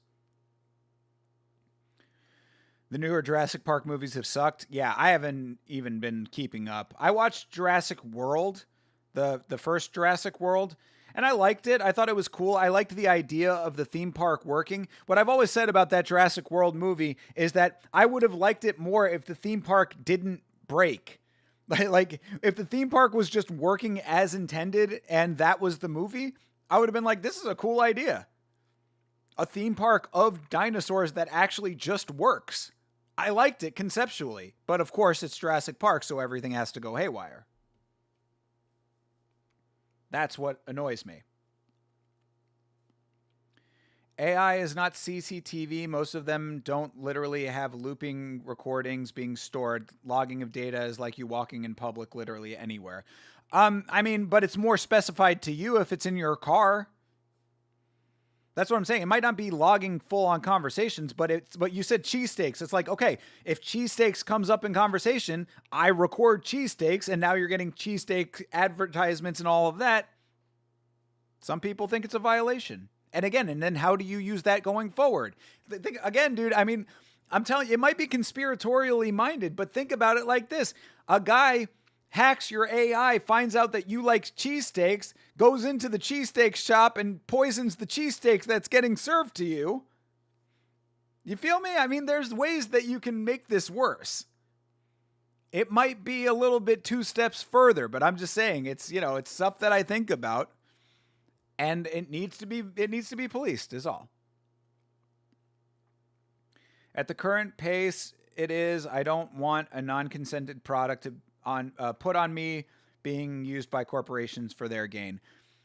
Yeah, I mean, again, the fact that you cannot disable it is what's concerning to me. I don't mind it being there by default even. I don't mind that it's in your car when you buy the car. I mind that I cannot turn it off if I so choose to. Because once I buy the car, it is now my car. At least it was at one point. Yeah, transparency would certainly be helpful, and we are sorely lacking in transparency in modern society. That is true.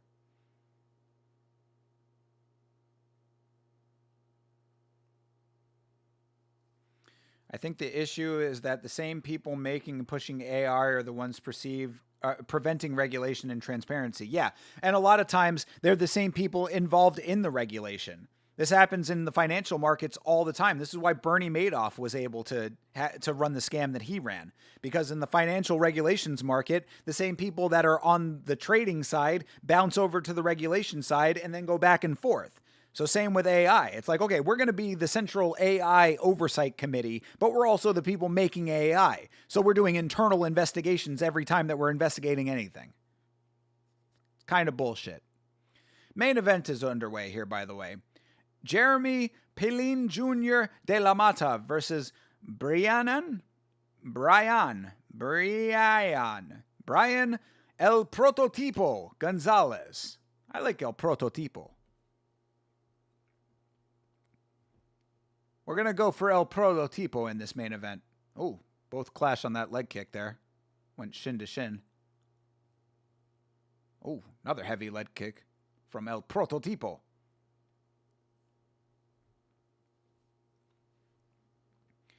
It feels like a very cynical and overly anxious way to live. I mean, if it makes you anxious, it makes you anxious, you know? I guess I'm making a subconscious choice to just, well, there you go. I guess that's why I can understand that. You're just like, look, I can't let myself be bothered by that. I get that. I do understand that. And there is something to that. And I do give you credit for that. Look, at the end of the day, we're all going to die, right? So it's like, whether or not you choose to worry about these things or think about longevity or any of that kind of stuff, like there is definitely some value to just saying, fuck it, I don't care. Which is a lot of how I have to navigate certain things too. It's like I watch MMA and have all kinds of corruption going on behind the scenes. And I just have to say, at the end of the day, I don't like it. I report on it, but I'm still going to watch the product. So I have to accept it to an extent. These are the things. This is life, you know? You got an IBM computer, a company that supported the Nazis back in the day. How far do you extrapolate these pieces of information? You know what I mean? Like, where do you let this all land in your own moral compass and social navigator? So if you're comfortable with that, then fair enough, you know? Maybe you already said it, but will you stream during the boxing event tomorrow? Yes, I will. I will be on for the Jake Paul and Anthony Joshua card.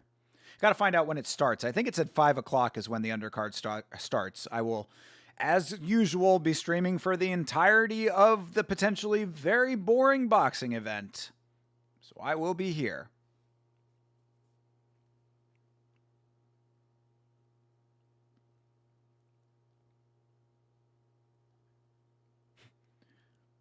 It mostly boils down to saying funny things to clankers and not actually melting down seeing McDonald's kiosks. Okay.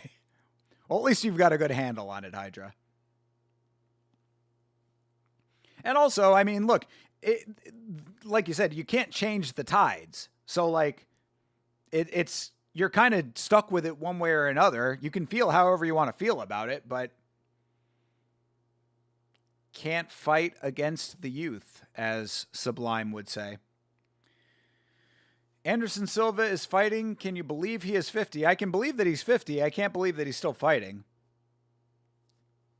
Ridiculous that he is fighting, but get the bag until you can't anymore, I guess. God, that guy must have accrued massive amounts of debts at some point in his life if he is still going in there to prance around. Now, granted, all of his fights have been pretty exhibition boring in the later years. But whatever. A nice tag there for De La Mata. These guys need to get active here. This is a 3-round fight. This is a 3-round title fight right now. And this has not been a very eventful first round. There you go. Now they're starting to throw a little bit. El Prototipo getting a couple in there as De La Mata pushes forward. Wonder what his speed will look like at 50. I'm not sure. Slow Silva will be pretty. Bro, who gives an ever-loving fuck? It's a dumb fight that has no stakes whatsoever, coasting off of a name of a dude whose prime was 10 to 15 years ago. More like 20 years ago now. So, yeah, will I watch? Sure. Am I expecting it to be anything north of mildly entertaining? Absolutely not. He is fighting Tyron Woodley. I guess there's something to that. But again, I say, who cares? Oh, uh-oh. De La Mata starting to turn up a little bit with the striking. Oof, nice knee. De La Mata doing some good work on the outside here. It's dumb, sure, but I was such a big fan of his back in the day, and it's still real to me, damn it. I feel you on that.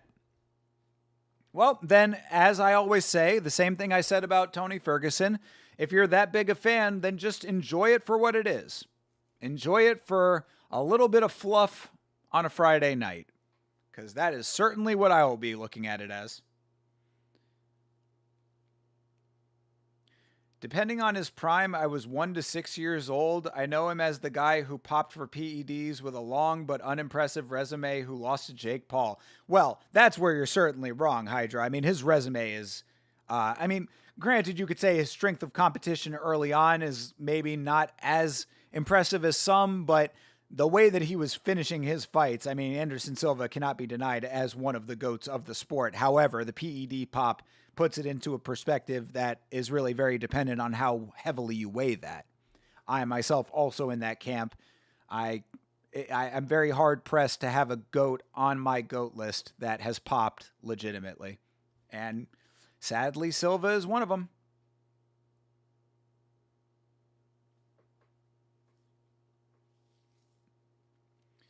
All right, round 2 of this main event. Hopefully they turn up a little bit more.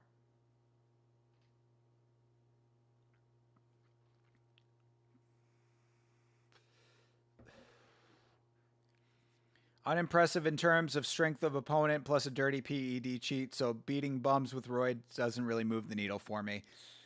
I mean, I hear what you're saying. I also think that there is something to be said for the cultural impact that Anderson Silva had on the sport, because he brought a lot of eyes to the sport, being as impressive as he was. But that all being said, you're certainly entitled to your opinion on that. But I think that if you were around to watch Anderson Silva fight, you probably would have a little bit of a different opinion of him.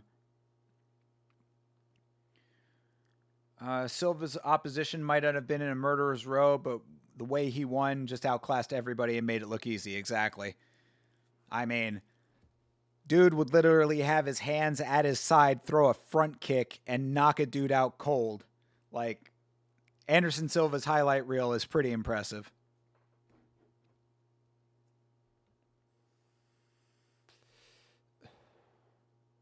Oh, uh-oh. El Prototipo just landed a nice hand there. De La Mata swinging heavy, but a little bit wild off of that. Yeah, they're swinging now. I appreciate this. We're starting to turn up a little bit in the second round. Yeah, these guys, no ground game for these flyweights. These dudes are throwing leather. They're chucking it right now.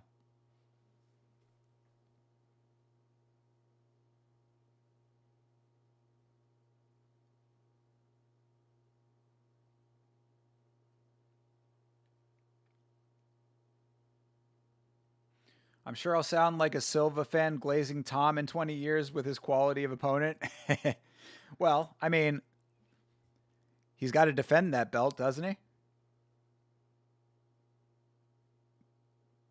And also, like, look, Tom can't dictate the quality of heavyweight currently, period. You know what I mean? Heavyweight right now is in shambles, as it has been for many years. Tom kind of came in at the exact right time after Stipe and DC and Francis was gone, So you really can't fault him for the strength of competition when he is in the premier organization for mixed martial arts. It is what it is. I heard Rich Franklin still wakes up at night screaming about knees. Shout out to the GOAT Rich Franklin, though. One of the greats of this sport, great human being in mixed martial arts. I'm a big fan of Rich Franklin. Even though you are right, he'd get very much worked by Anderson Silva. Also, Silva has the best comeback of all time against Sonnen. That is not untrue. That is very, very true. I mean, good Lord. Getting worked over by Chael Sonnen for 4+ rounds only to end up getting the submission at the very last minute of the fight. Good Lord, what a crazy victory that was. It really might be the best victory of all time, the best comeback victory of all time. You might be right about that. I'd say it's up there with Neil Magny beating Mike Malott for sure.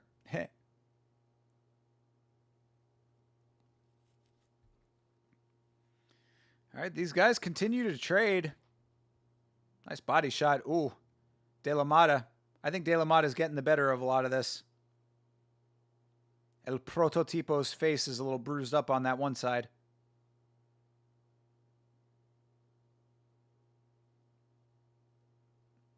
Yeah, you see that side of his face is all kinds of battered. Got a side of beef on one side.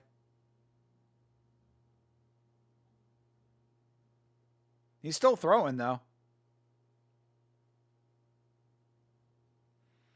I swear Malott just gave up. Like, I've never seen someone gas so hard and lose everything so quick. Yeah, it was literally like a switch was flipped. Yeah, he shut down like you pulled the plug out the wall. Ooh, spinning back fist for De La Mata.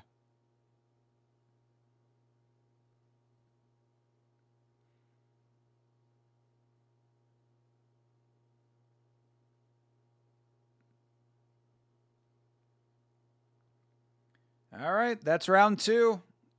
See if someone can take this thing home in the 3rd round, because these guys are touching each other up, but does not seem like anybody's in jeopardy of going out.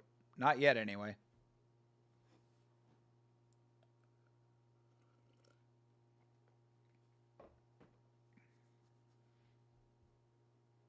Yep. Mouse forming under the eye of Gonzalez.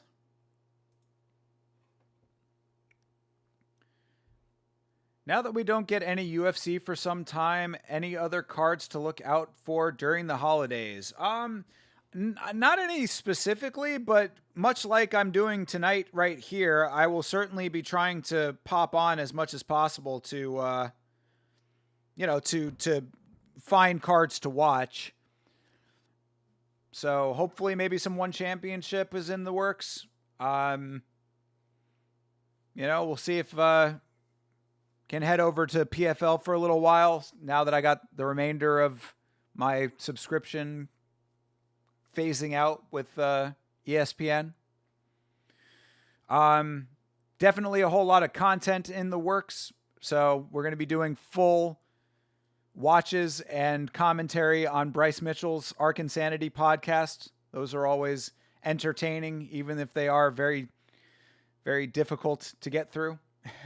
These are exercises for your boy. If you do streams, please drop a mention in the Discord so you'll see it. Yeah, can do, brother. Absolutely will do. I talked about this one, but I'll have to hit the everyone at to make sure everybody gets the notification. All right, round 3 is underway. These guys still trading leather over here. Finally, a level change from De La Mata gets the takedown. Nice work there. Good single leg over out at open range.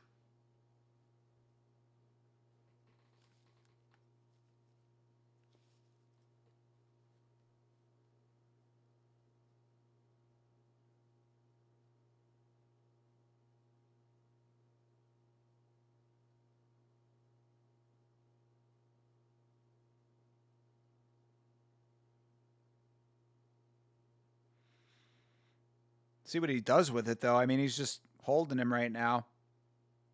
There you go. There's some good shots. All right, he gets off. Oh, Triangle attempt for... Oh, nice slam. But, didn't end up getting himself deeper into the triangle. Yep, El Prototipo trying to get the armbar. Oh, uh-oh. This might be CTE's armbar he was asking for. Gonzalez trying to go for it. De La Mata trying to stay out of it. I mean, this is good position. There you go. Pull back, brother. Pull back. Oh, he got out of it. Nice work for De La Mata. That was nice work. Gonzalez was really working for that armbar. De La Mata did not let it happen.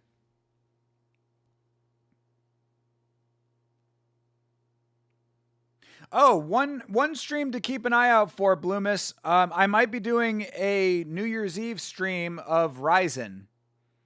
Shout out to Chairway, who has been in the chat before. He's talking about possibly wanting to watch the Ryzen event on New Year's Eve. Apparently that's a crazy show, so I might be trying to do the Ryzen New Year's Eve card. So that's one to keep an eye out for.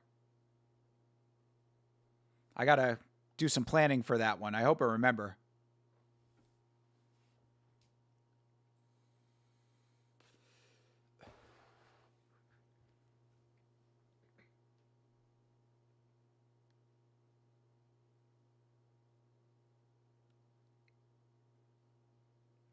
All right.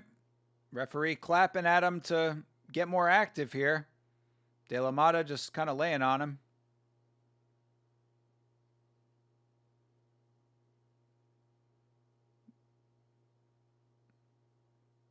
Side control for De La Mata. Is UFC Fight Pass worth it? I mean, if you want more MMA, but I would say that if you don't want to pay the extra for it and don't have the free months, I mean, if you want to go back and watch old events, it certainly is good for that.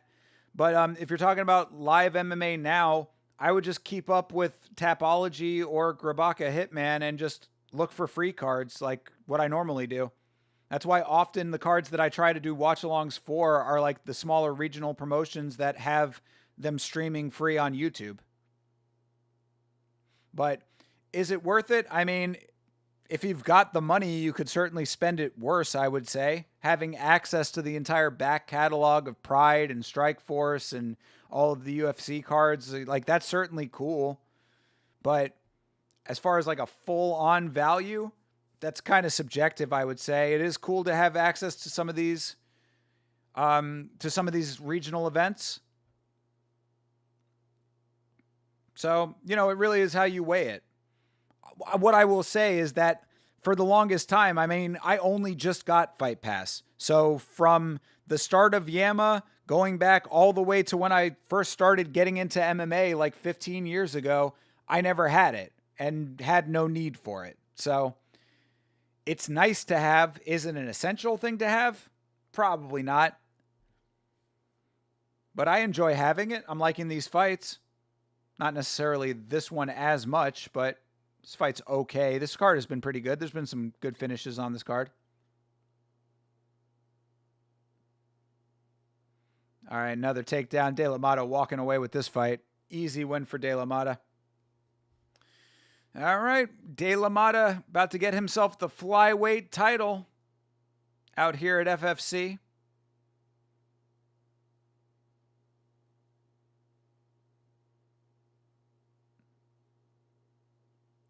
Yeah, impressive. Certainly handled his biz in that fight.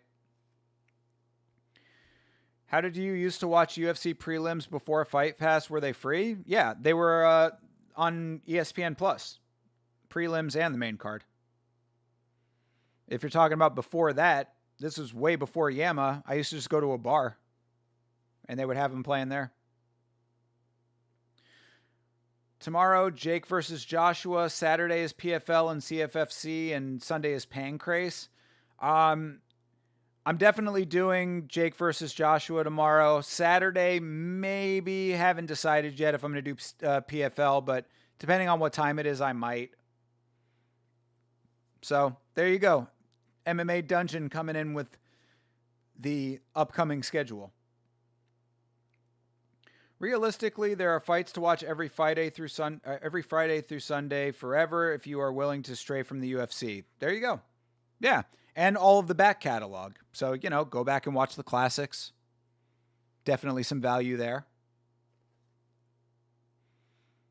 Does it have every season of Tough in its entirety? Because that would certainly be valuable in some extent. I haven't looked yet. I got to check that out. There's a specific video I've been working on and off for a while that it would be valuable if I could get a certain season of Tough for.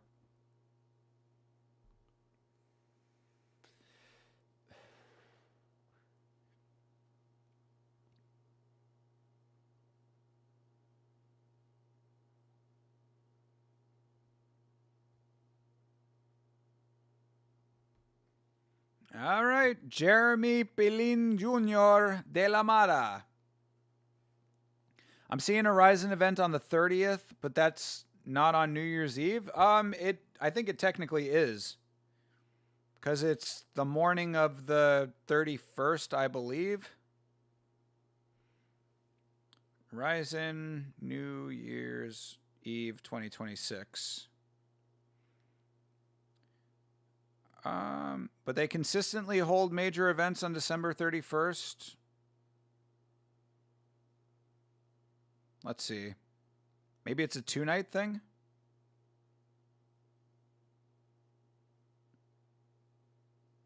The Ryzen website has not been updated for like fucking years. 6 fights announced for Ryzen New Year's Eve card. That's also from November of last year. Oh, no, that's this year. December 31st at Saitama Super Arena. So, yeah, it's there's something on the 31st.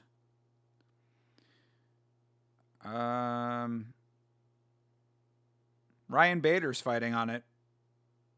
Ryan Bader is fighting for the Ryzen heavyweight title on it versus Alexander Soldatkin. Shit, that's a good fight.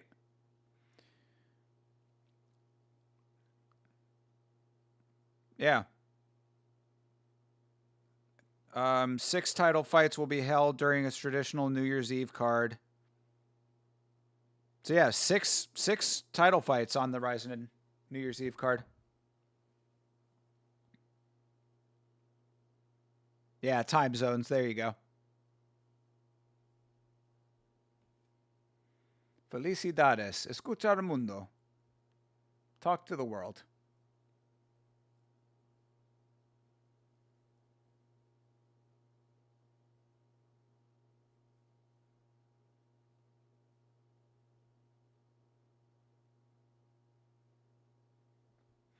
So yeah, I'm planning on trying to do the Ryzen card for New Year's Eve. Although it might be it's probably be a pay-per-view thing. So, you'll have to either pay for the pay-per-view or talk to the Russians for it. But one way or the other, your boy will be trying to do that. Hopefully, it won't be a very expensive pay-per-view.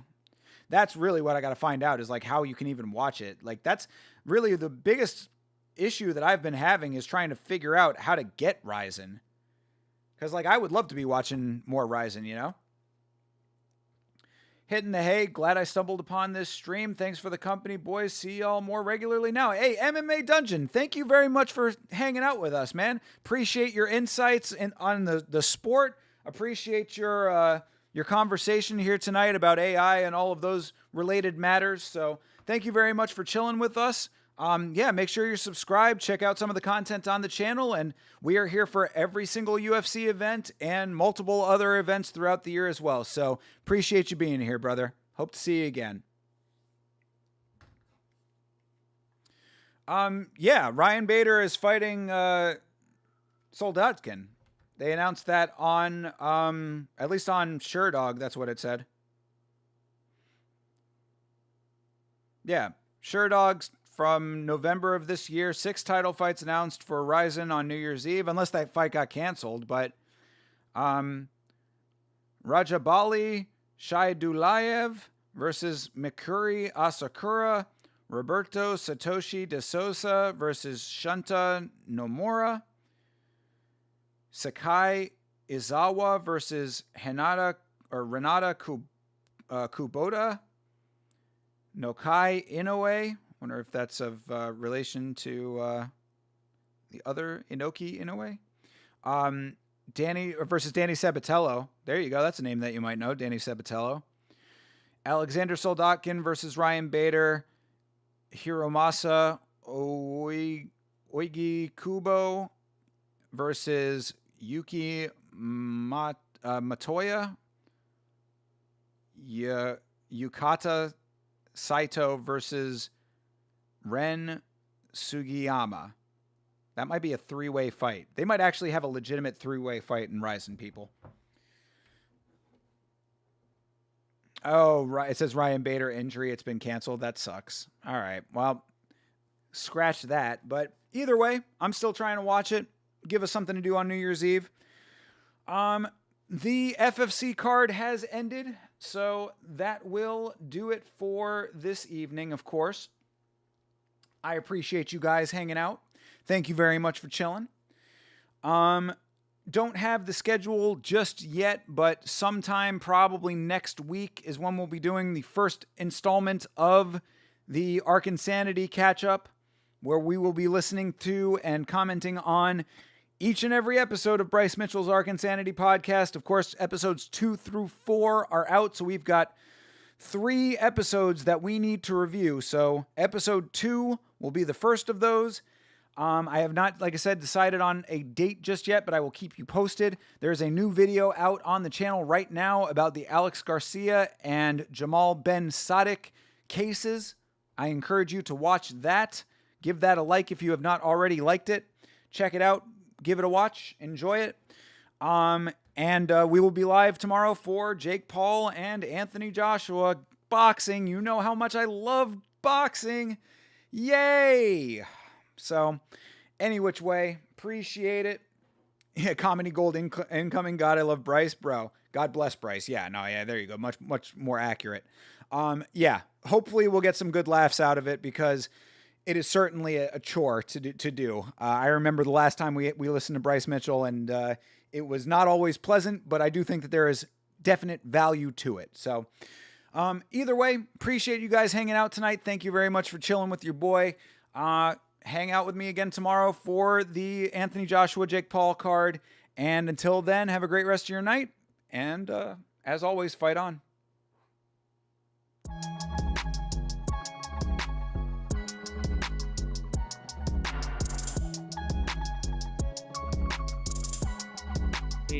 FFC.